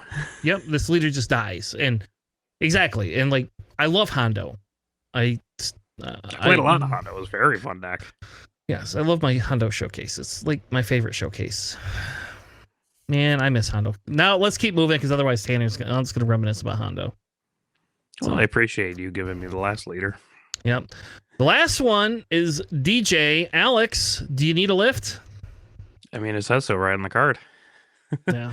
Yeah, so we got DJ, a double yellow leader. Notably, they will have to release some sort of clarification and or errata for Twin Suns because he does not have the hero or villainy aspect. So that's going to be fun. But yeah, Or You can do either one. or we're gonna get a hero or villain base, baby. maybe. Mm. But like, still, Anyway, Twin Suns things need to happen. yes. Anyway, Benicio del Toro over here. He is just an underworld leader. As an action, you can exhaust him and choose a friendly unit. If you do, you play a unit from your hand. It costs one less, but then the chosen unit captures your friendly unit. And it does specify when played abilities resolve after the unit is captured. Which has always been the case, but obviously that's a clarification text, and that does not come up very frequently. So that's really cool. He flips on 6. He's a 4/6 with Saboteur, which is always cool. And his text just says friendly units that are rescued enter play ready. So you don't get the resource cheat when he's out as a ground leader unit. And it's cool that your rescued units enter play ready, and I believe if you are considered rescued if that unit dies anyways, or like you play something like a new adventure to pick him up and release the guy, and now he's ready, and then put the other guy back down. But yeah, I'm just excited to play like double yellow blue, right? Having like a blue control deck that also just happens to have cunning and a new adventure and stuff like that. Or it's gonna be interesting. I mean, you lose the villainy and hero cards, and those tend to be pretty strong, but also sort of like the double yellow cards. So we'll see. It's gonna be pretty wild. I'm excited for this leader. More so just based around the deck building options and just weird jank things you can do, like I did with Qui-Gon, which I just love. Whether it be really good or not, we'll see. It really depends on what other cards are being released this set, honestly. But yeah, like blue seems really cool because one of the units down here, green, does also have a lot of capture if you're trying to go with that mechanic. And honestly, some pretty good bounties. Just don't bounty your guys. It doesn't work then. Yeah, I'm also excited to deck build with him, but I'm not as excited as I was because I forgot, like, I don't know how you're going to get rid of all your villain and hero cards. I'm going to have a really hard time with that. I actually started building a deck and then realized that, and I was like, oh, I'm scrapping this. I'll wait till we get more cards to see if we're going to get any more double hero or double yellow cards this set. But I will say at least they made it yellow because I think yellow has the best quantity of double yellow cards. Like, it doesn't have the It's best. got a good mix of actions and units that are solid. So maybe that new Zuckuss that I have 7 of will be playable.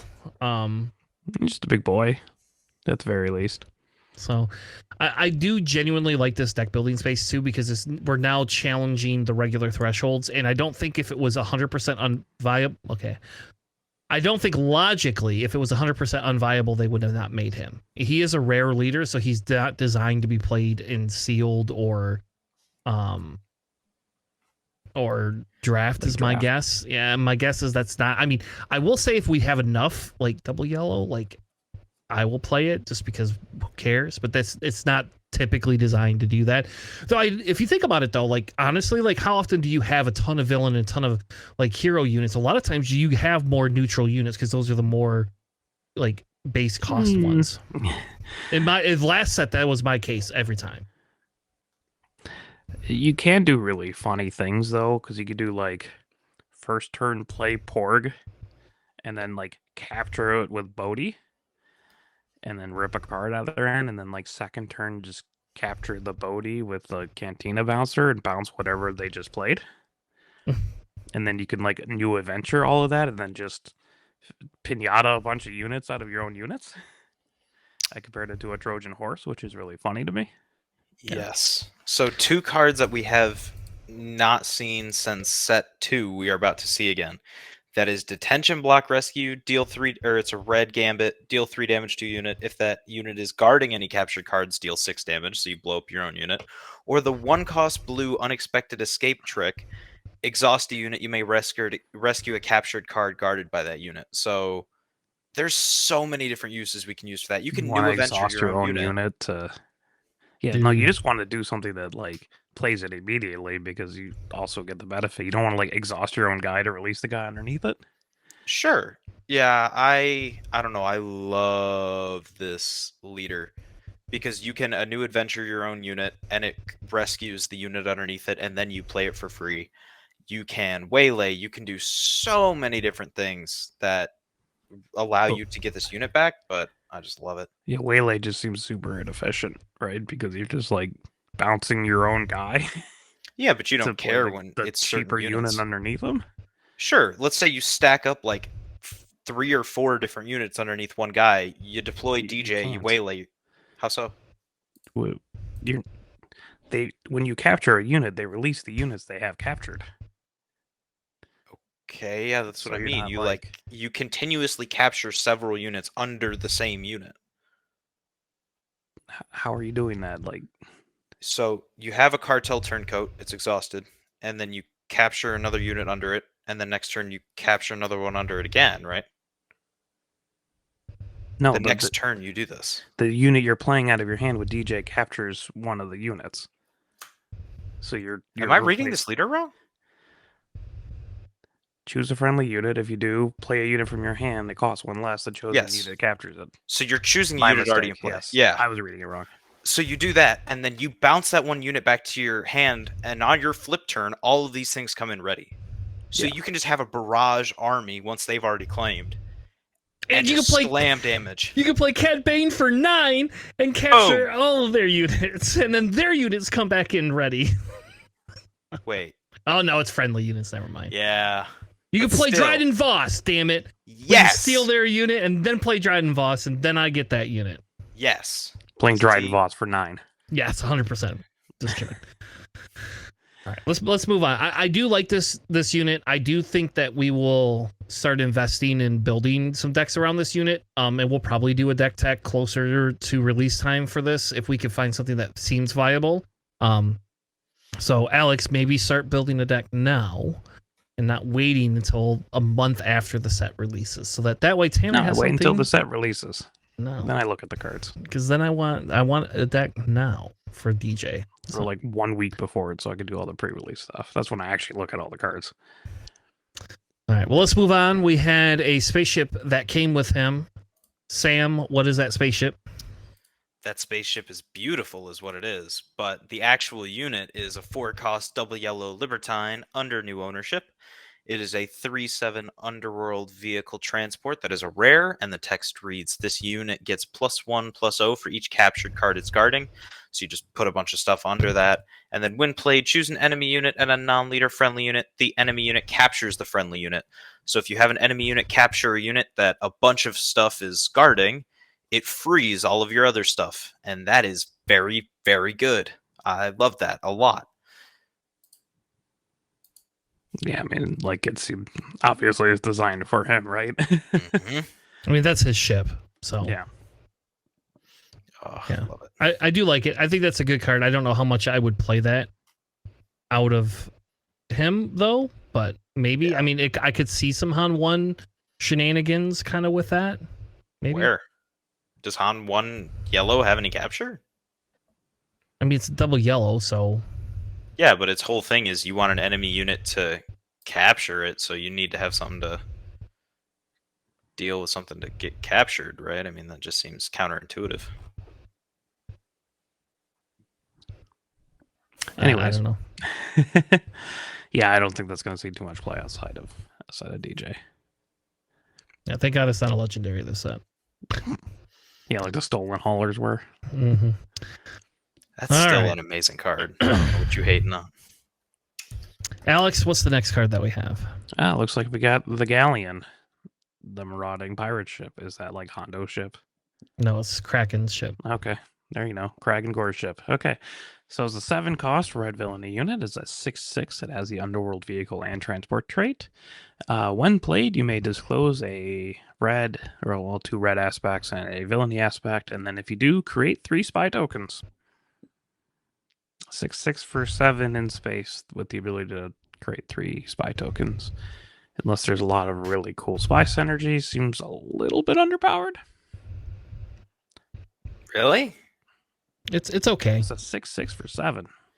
Yeah, but then you're creating 12 more in damage. I mean, I guess I just must have not looked at it hard enough, and I don't see why it's underpowered. I'm not like a hater or I'm super in favor of it.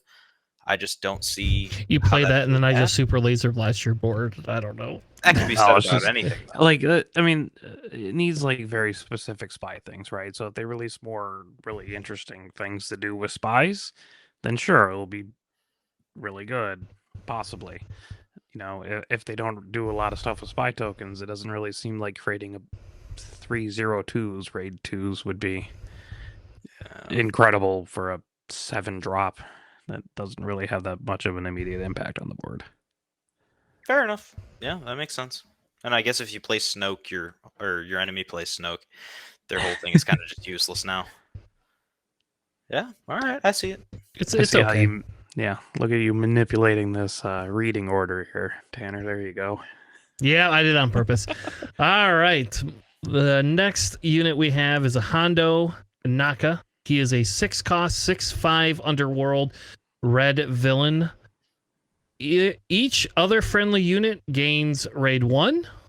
He is also a plot unit, so when he comes out, he has plot. He's okay. Yeah, he seems okay. He's okay. He gives everything raid 1. So can you imagine, like, you could play him and Martian Row together? And, like, maybe it'd be super exciting because Martian Row doubles the raid and everything gets, like, raid 2 then. He's only got 5 health, though. So traditionally, 6 cost leaders or 6 cost units that have 5 health don't live for very long at all. I know Sam's freaking out, but like it actually is just the 5 health. Yeah, I'm about to hit my first official hot take on the podcast. This is the best plot card we've seen so far. Like including the ones that we will spoil later today. Correct. Yep. Or actually, let me double check. Yes. Yes. Okay. Yes. So this is the best plot card we've seen yet so far. Being able to bring this out of your resources. Let's say you have a board. Let's say you're IG. Let's say you're Wat Tambor. There's so many different good things that this can go well in. That nobody will play. None of those leaders. I will run an IG deck. Okay, at and you'll locals lose. just to play that card and That's fine. just to beat you with it. You won't beat me. So You won't be able to play him when you deploy IG. Yeah, I For would what just it's worth. save IG's flip for that because Yeah. it's 5 into 6. So yeah, I don't think he's awful, but I also am very hesitant with the 5 health. Yeah, how many people play Red 3? Which just gives all your hero units raid 1? Very few people know. I mean, it does get played a little bit, but Yeah, not past set 2, really. And those are aggro decks that would like the raids. yeah. I think don't it's know, he seems okay. a little bit. Yeah, like he seems fine. I just like IG-88 pilot is also fine, but you don't see people playing him much. All right, let Yeah. me guys ask you this: what plot card, unless we have to spoil it in a little bit, in which case then tell me later, what plot card do you guys think is just shine out is better than this? You know, it depends on whatever they reveal. Well, that we've seen so far. I mean, you know what I I mean? don't know, man. I need the whole context of the set. Fair Yeah. enough. Yeah. But I think so far with what we have, this is the best one, even with the card that is about to be spoiled 7 cards from now.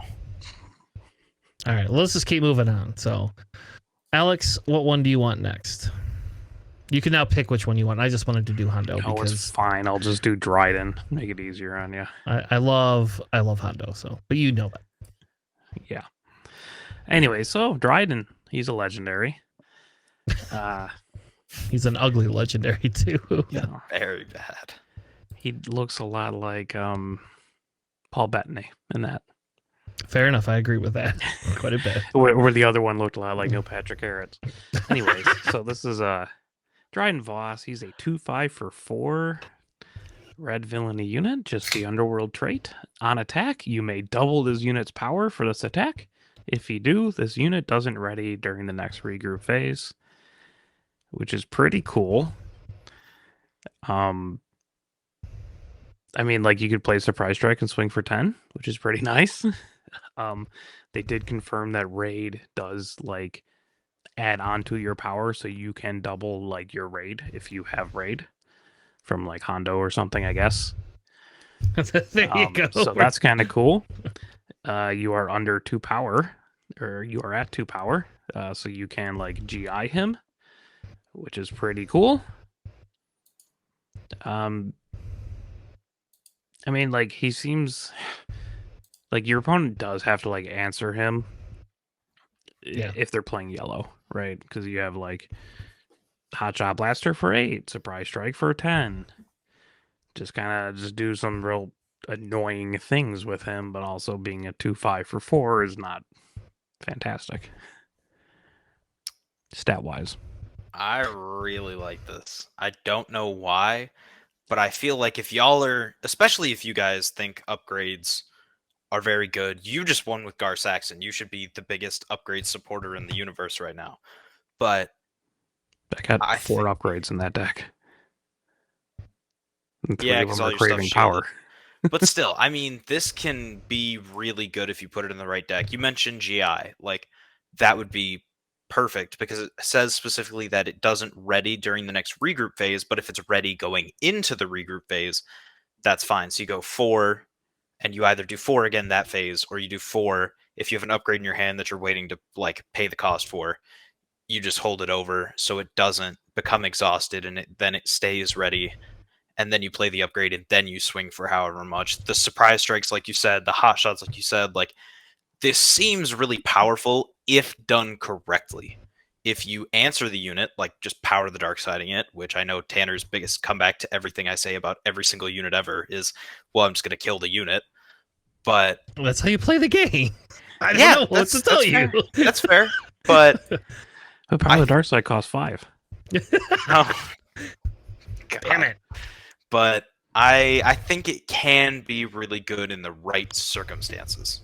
Except for when you run this. All right, I should stop. But you could run this. You could run this in Grand Inquisitor, and then my Han 2 that I got rid of my power of the dark sides in, and now I have shatter points. You go ahead and ready this and, like, try to double its power. I'm just gonna shatter point it. Yeah, I don't have to spend the force anymore.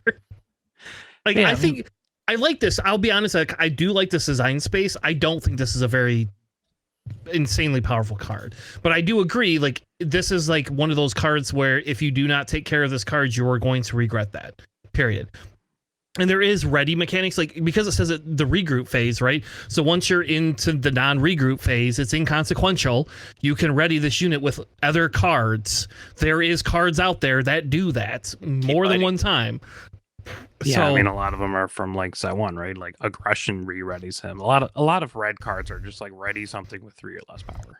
or like 2 Yeah. power occasionally. And like this in a Kylo deck feels pretty good, right? Like maybe card. like I get to toss a card, it enhances him already. He then gets a swing. If I have play aggression, I can like do all sorts of crazy things with him. Like I just like I'm not, again, I don't think he's like the most amazing legendary we've ever seen. But I will say I agree with Alex in the aspect of like this is a card that when people start learning how to play this card, you will have to deal with this card somehow. You have to deal with it or it's just going to kill you. It's just, I mean, you cannot afford to let this thing do 10 damage to base twice in one turn. You can't. You lose instantaneously. And there will be people that will play around with this and trying to figure out how to get this to work like insanely well. Yeah, I'm thinking like what card would be relatively analogous to like the threat level, right? He's not like up there with like Poes and Lukes and stuff where you're just like, no, you actually need to handle this. But I feel like he's around like Green Maul, where just like, well, you have to kill him, or else he's just swinging a lot into base, and he can push that damage off, and he's got overwhelm. So that's what I'm like trying to compare it to. It's just like, yeah, I mean, like it's high threat level, but like there's definitely a lot of higher cards. But it's just like, you really have to deal with it, and that's frustrating for a lot of people. I can respect it. Yeah, it's not a crate dragon, right? Like, yeah. There you go. Like, if you don't kill the Crate Dragon, you just lose. Like, it's game's over. But and like, it's more of a threat level than something like Colonel Yularen, right? Where it's just like, well, they're healing and dropping stuff, or like Salacious Crumb, right? Where it's like, well, he's annoying, but like, I don't necessarily have to deal with him. He's higher than that. Yeah. All right, Sam, what card do you want to spoil next? I know how much you like the next one, so I'm going to take the worst card in the set. It is a 1-cost blue heroism event, 1 in a million. It is a Gambit. It's a rare, thank God, because if I draw this in... Oh, wait, no, I guess I probably will still you're just going to draw 20 of these now because they're rares. Yep. And you're going to feel bad. Oh, yeah. You'd rather take a base. So the text is a plot card, but the first line is, this card cannot be played from your hand. Cool. And for 1 cost, you defeat a unit with power and remaining HP both equal to the number of ready resources you control. Yay? Like, okay. I have a question though. I have a quick question. Like, okay, hit me. I can order this. So like, this is obviously designed to be played when you deploy your leader, right? So if I have the only way it can be played. Yeah. So if I have 6 resources, yes. And I play this first, that means I can defeat something with 5 or less, or no, can you 5 exactly. Yeah, there's no room for 5 or less or 5 or more. You kill the Kira, and that's about it. Or the Kira, right? If you have a 5 deploy leader. Yeah, this card is horrible. This is Galactic Ambition. It is equal to. Yeah, this is the black 7-cost card that deal damage equal to your base for this card's cost. It's 1 deck, like that random Thrawn green force base, the 25 health one, will find the card that works with this. I mean, you can always size matters, not something. I guess. Sure. Yeah. I don't think this is good in any way, shape, or form. But then you have to have a 6 deployed blue hero leader. We're gonna run a tournament, like we're 1 in a million tournament, and it's gonna force people to run 3 copies of 1 in a million, and whoever 1 in a million, someone first wins. I would not sign up. I would just. I would come play that in a heartbeat, baby. That would be so funny. Nope. Because I'm playing Trench, and I'm gonna win. I'll play 3 for this. Baby. Yep, I'll win. I'll be the first one to get it off too. I'll hit it eventually. But see, what for that cost and for having that many resources up? But Tanner's like, yeah, you're gonna have to hit like an annihilator or something because you have that many resources ready. You have to be like 15 resources and flip this into an annihilator, which would be the best use of 1 in a million I've ever. If you get that to work, record it when you do, and I will. I don't know. I will post it on the Grand Valley story. Just win worlds, right? If I do this at insanely locals, embarrassing. If I 1 in a million annihilator, I just like have given the world's trophy, right? Because I'm just clearly the best player of Star Wars. If one of you guys genuinely gets this to work without just like totally setting it up beforehand and being like, hey, let's just record a video real quick so I can get this. I will do something embarrassing of whatever you want. And you guys get to pick a dare for me to do, whether it's selling my Han showcase or something. Jesus. But like something absurd to get this to work. You have to eat your Han showcase? Oof. I'm Anyway. not saying no. All right, let's Anyway, move on. well, Let's this is let's not a move good on. card. Yeah, it is Yeah. equal to the power and the health. They both have to be the same as your ready resources Awful. when you plot this out, because you can't play it from your hand. Because that'd be disgusting if you could play it from your hand. It's like, oh, turn 1 Secretive Sage, dead. Or, well, I guess it'd be like a Anakin or something, like first turn. Anyway, Anakin the 1/1, Yeah. where you're just like, yeah, I got him. 1 in a million of them. all right. The next one we have is another legendary Grand Admiral Thrawn. He is a 7-cost yellow villain. He is an 8/7 Imperial official. When played, an opponent may choose a non-leader unit they control. If they do, this unit captures that unit. If they don't, ready this unit. When he's defeated, he also gets a when defeated. A friendly unit captures an enemy non-leader unit in the same arena. I like this card. I actually think this card is really good for legendary. So Yeah, it seems really good, especially if they don't have units. You just swing Yeah. 8 into base. yeah, suck it, Eric. Yeah. I actually love this card. Like and not just because it's Thrawn, though that does help a little bit. Though I don't like his face because they use the whatever that Nicholson guy's name is from the show. But The other Mickelson. yeah. But I do actually genuinely like this card. Like, would I run this over Cad Bane? I don't know. I'm kind of tempted to test that part of it out just because I think that this could be really good. I'm hoping we get some sort of a Jabba unit or Jabba leader that this will work with too. I will not lie and say that I am definitely looking to play this in a Jabba deck before Jabba rotates. I was going to say, you're going to play this in your Thrawn deck because you could double trigger the when defeated and double capture. Yep. Ooh, 100%. that's good. Ooh, I didn't think about that. Yep. So Thrawn the Thrawn. Yep, and you're also able to play, Krennic, right? So this thing can come out on 6, and I genuinely think this is actually a really good You card. could now 2 of them if you really wanted to. Oh my god, with all the officials. That is so good. Or Imperial, but yeah, mostly the officials. That card, now there are 2 of them, gets so much better this set, doesn't it? Yeah, and just play it for cheaper in Barris. Because you're running like Blue Barris or something. Okay. that was All too right. far. Anyway, No, you're at 3 resources, and then you're just like, let's just drop a 7 cost. We'll be fine. Or Yeah. whatever. and if Yeah. they aren't Or running 4 shatter resources. points anymore, they're running if they're running the power of the dark side, you got another unit to kill, and you don't even have to worry about it anymore. So, Fell the Dragon fixes some of that, but I do actually like this card a lot, and I do think that this card 100% needs to be looked at. Once we get full leader reveals, I'll see if it fits in this current leader, if it just goes into my Thrawn deck. So. All right, so let's move on to the next set. Alex, what one do you want? I guess I would take Alexander Callis, right? Kind of Okay. have to. Kind of railroaded in that. I want Lando, but Just take Lando. Who cares? no, it's fine. You don't like Lando? I'm Is not that why you- groovy enough for Lando. All right. He's on Bespin. Gross. No one will get that.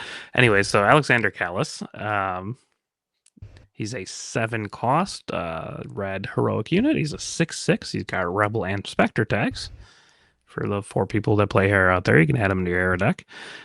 While you have the initiative, each other friendly unique unit gains raid 2. Right up Hera's alley. And then when played, deal 2 damage to each of up to 3 ground units. Which is pretty good. Just spread Yep. 2 damage 3 times on ground units. So he actually has an immediate impact on the board. The initiative's a little bit weird if you're kind of going wide, but I think he's pretty solid. Especially if your board impact is damage and potentially defeating something. So you defeat whatever unit they have left on the board with his when played, and then they claim and you go, oh, I don't get my ability now. Cool. I mean, I also just killed a bunch of their units. if I Yeah, did you that, don't though, care right? that That's much, kind of a yeah. decent trade. Yeah. But yeah, I mean, there is counterplay, and it is only unique units.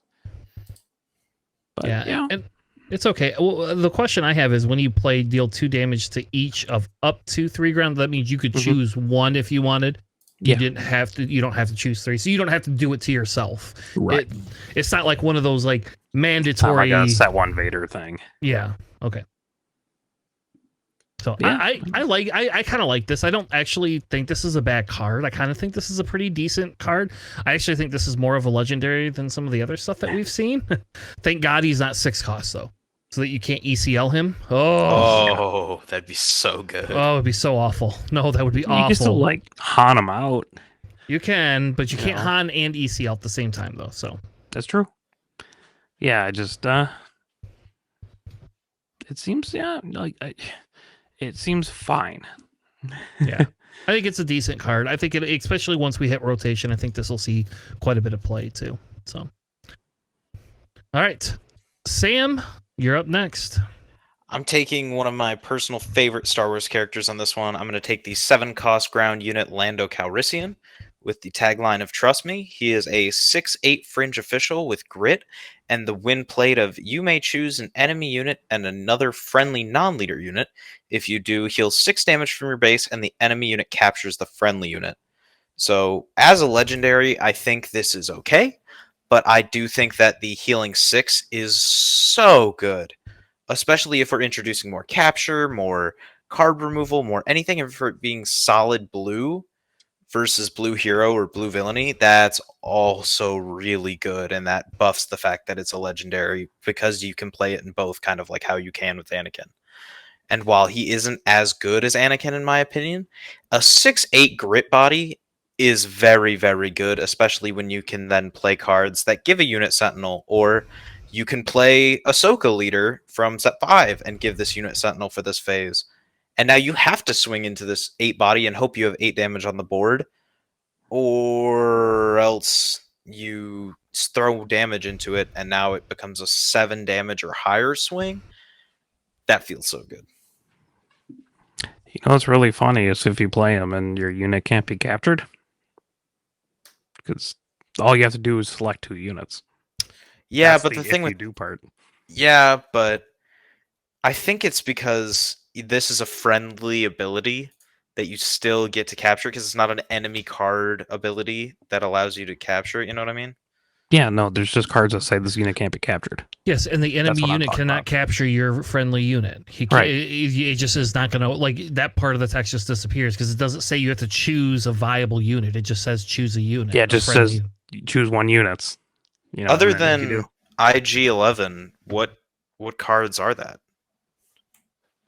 Lurking TIE Phantom. Yeah, I was like, that's the main one. But I Yeah, guess but that would be that a one's- friendly one. I was mostly thinking of like Shadowed Intentions.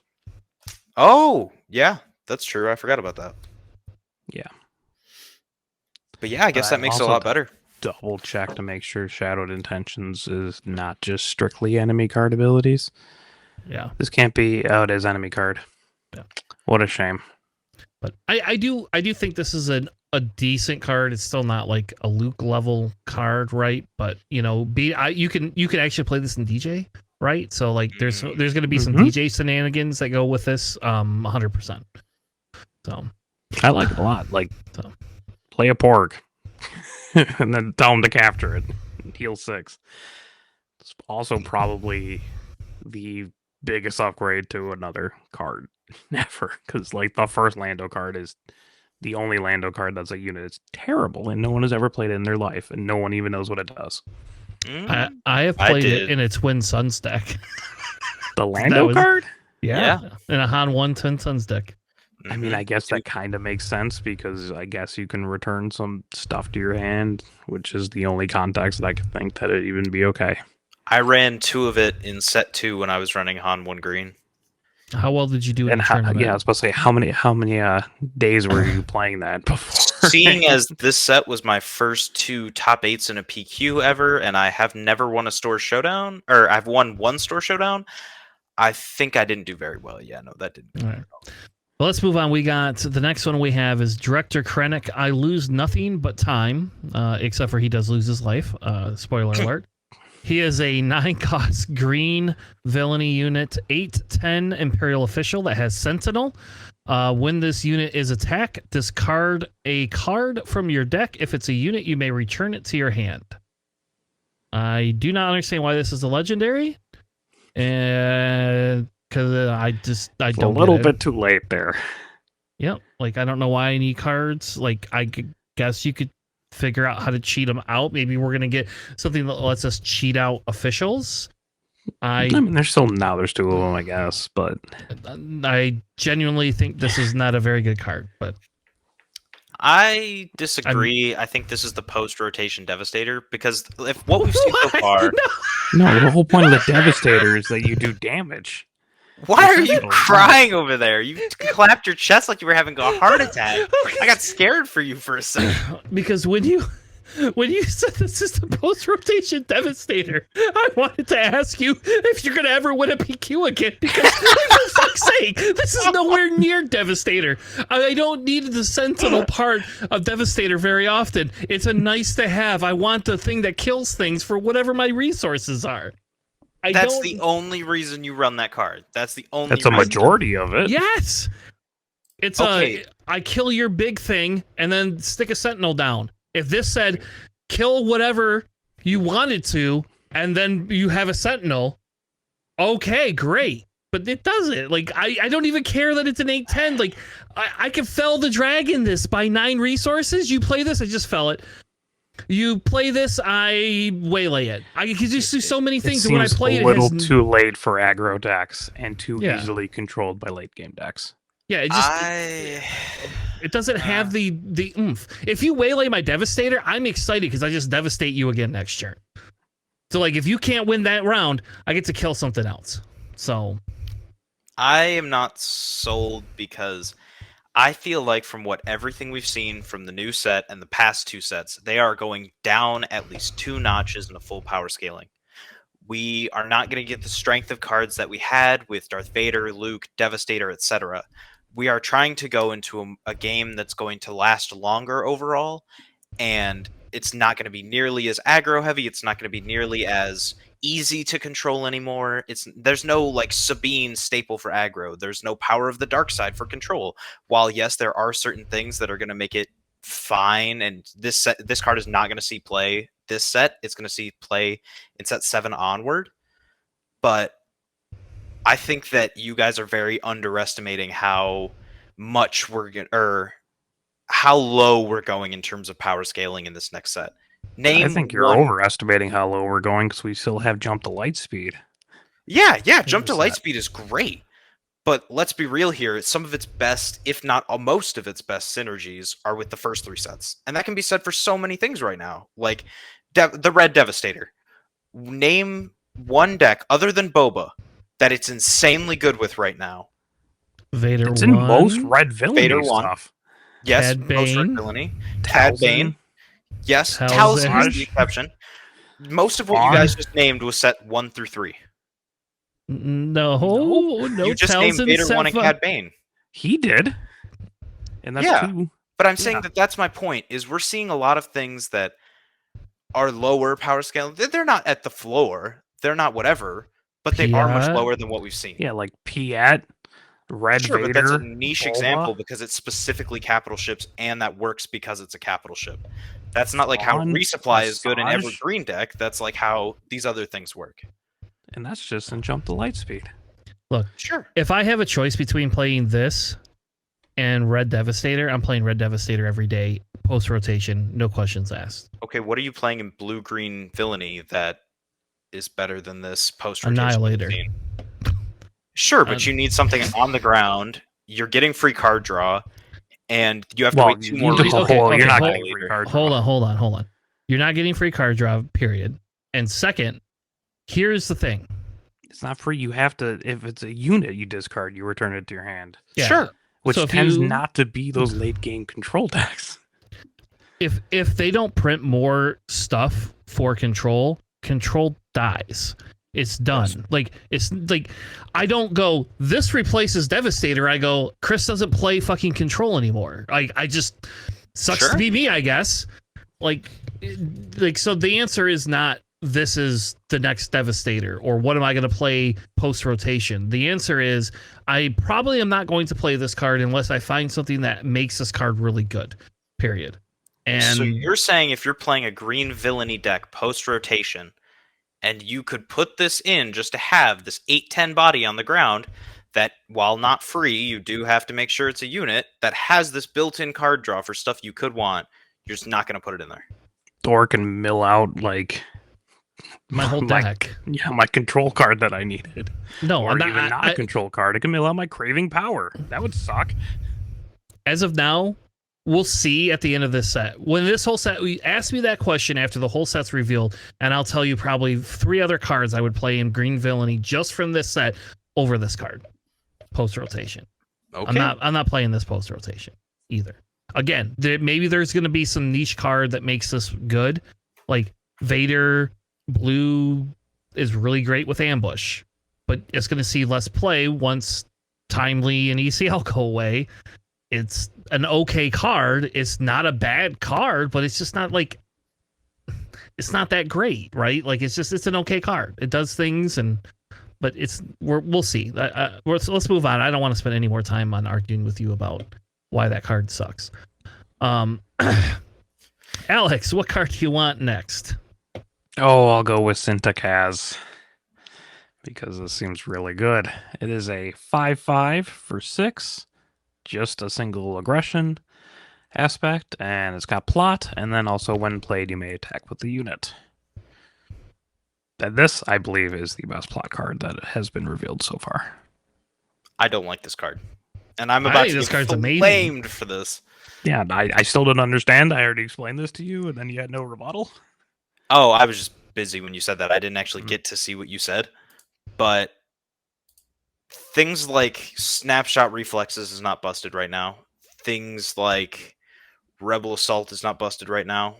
Things like Kylo is not amazing right now. He got 4 placements at the top 64 and no top 8.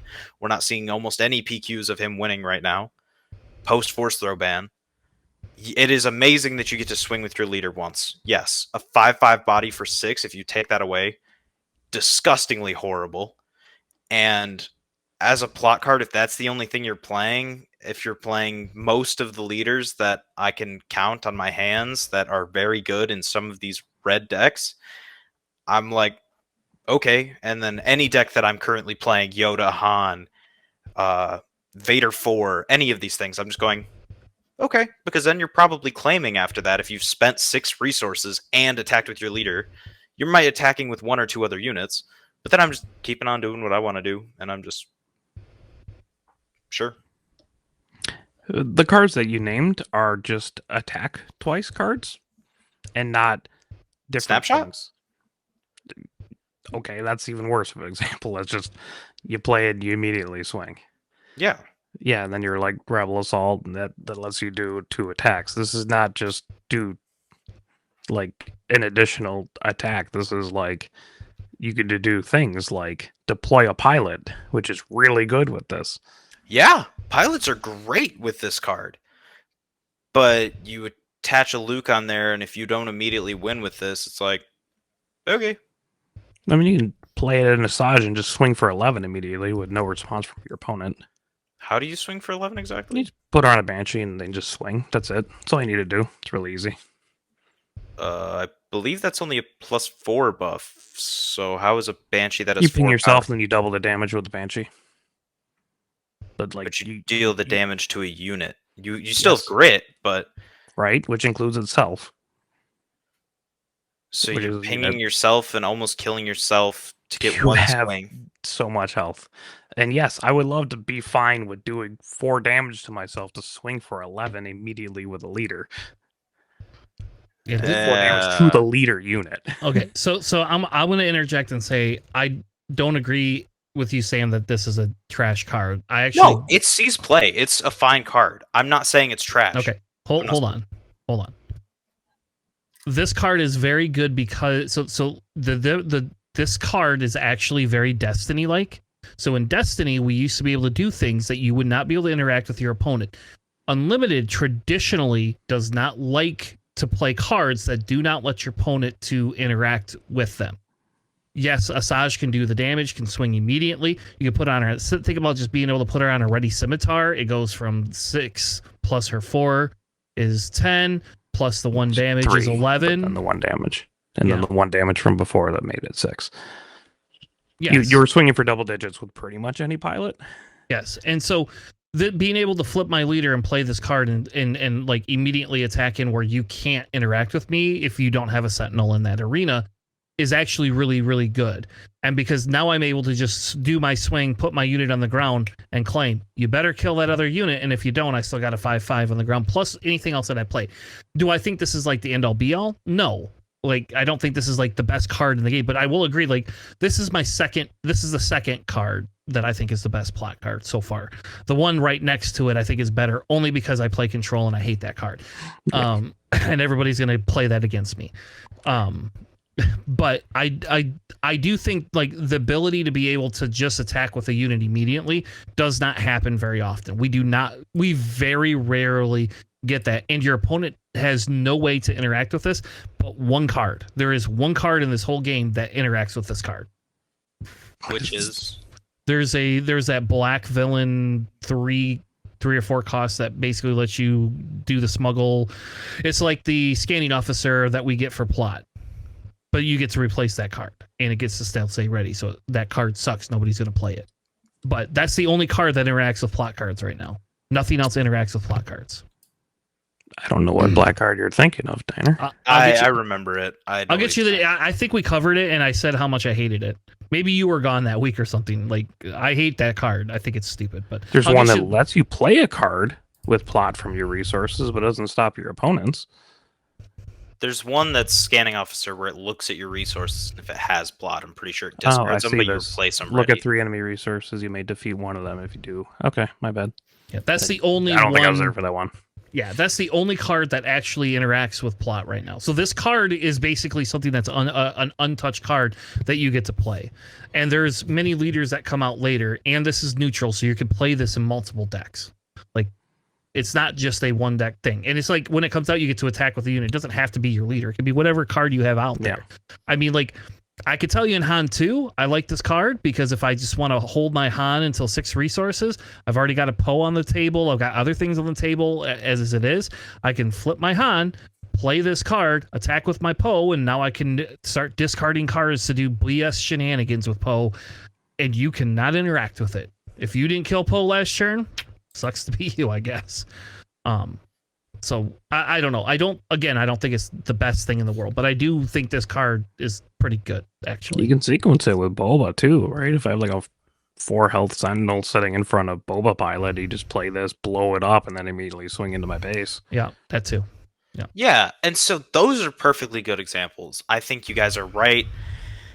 You changed my mind a little bit at least, but I still don't think that I don't think every red deck in the world is now running this card. Yeah, it wasn't. The pilots are. That wasn't my claim. I think it's just ridiculous for pilots, and then other I've things. I've seen that a lot online lately. Is some people are even running this card out of aspect in some decks, and I'm like, why? Okay, I don't think deploy your leader on 8. Yeah, like. All right, let's move on. Let's not. I don't agree with that anybody's right if you're running this card out of aspect. I don't think that's the case for that. People can do it. Doesn't mean they're right, though. So, all right, Sam, what card do you want to talk about next?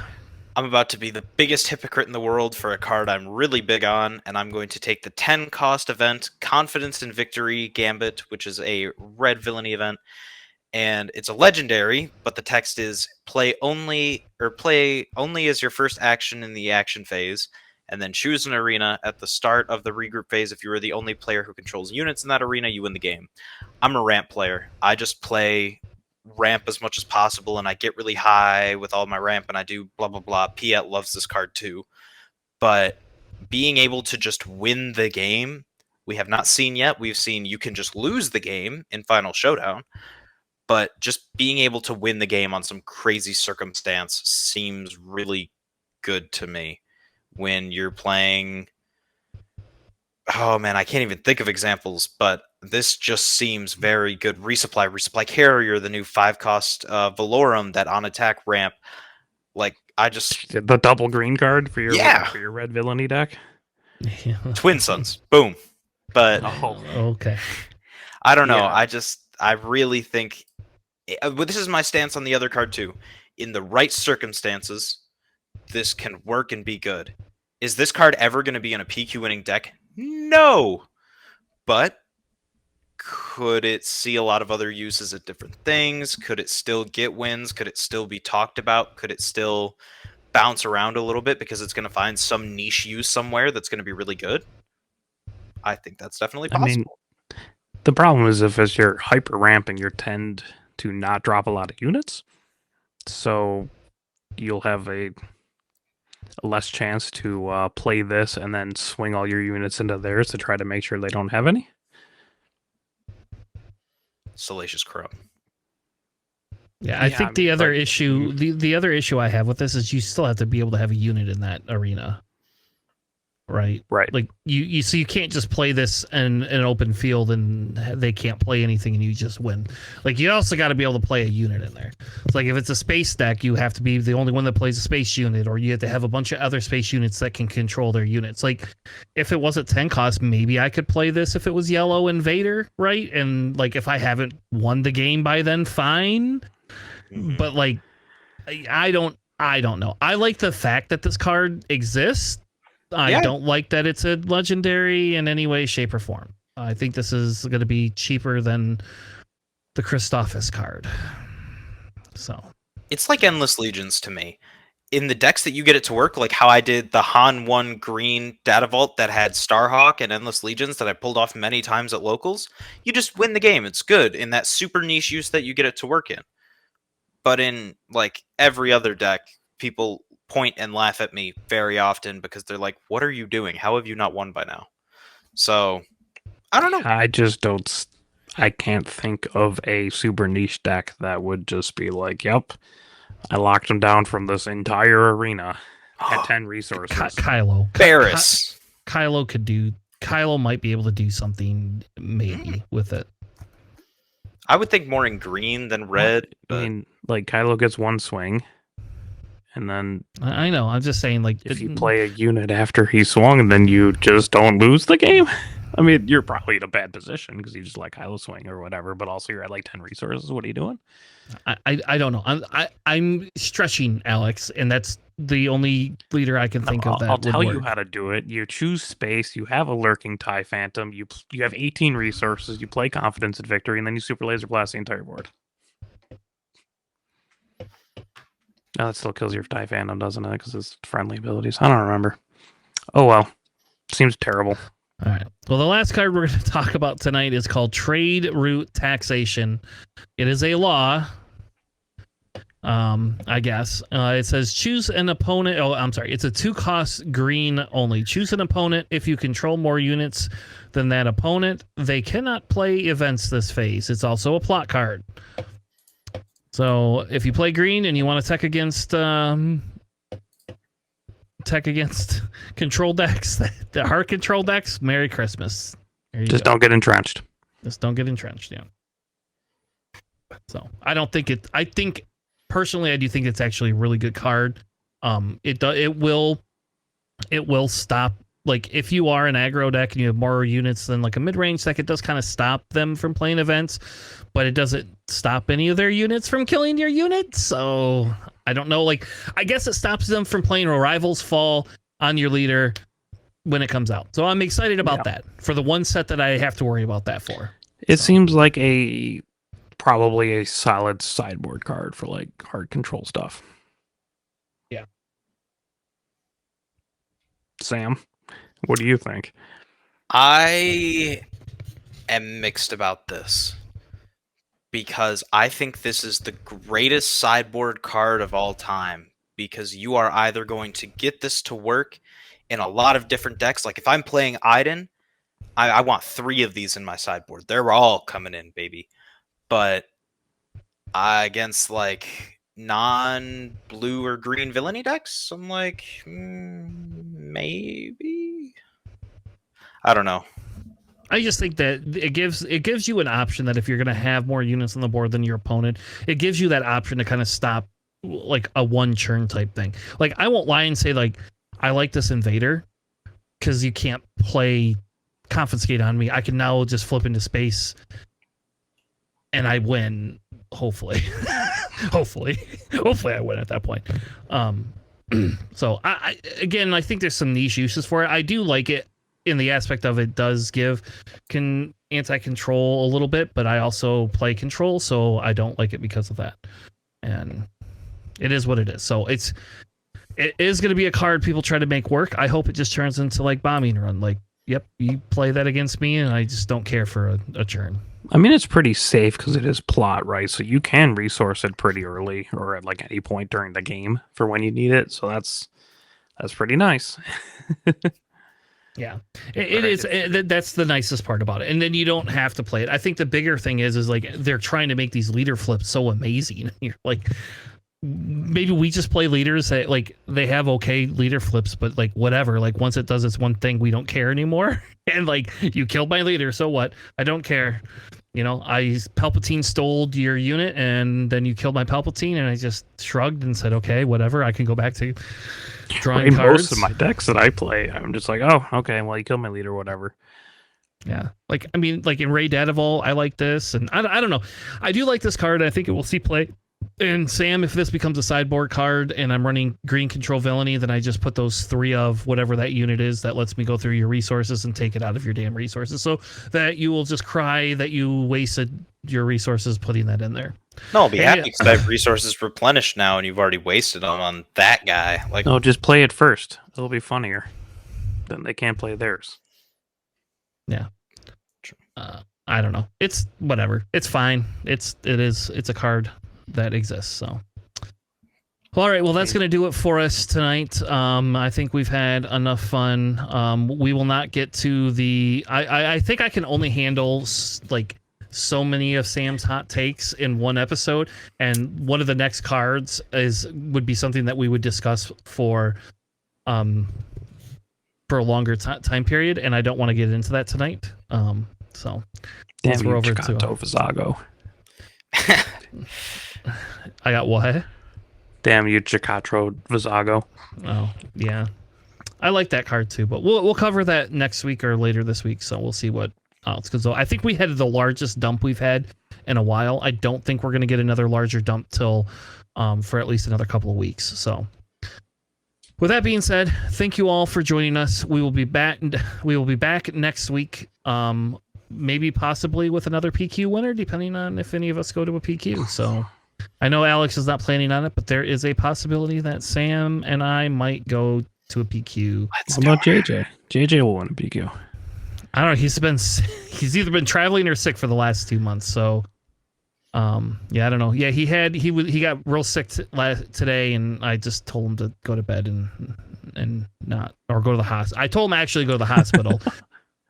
So hopefully he listened to me. So I got to message him after this to make sure that he's still alive. Jesus. So, but with that being said, thank you all. Have a good night, and we'll see you on the Flippity Flop. Thanks for listening.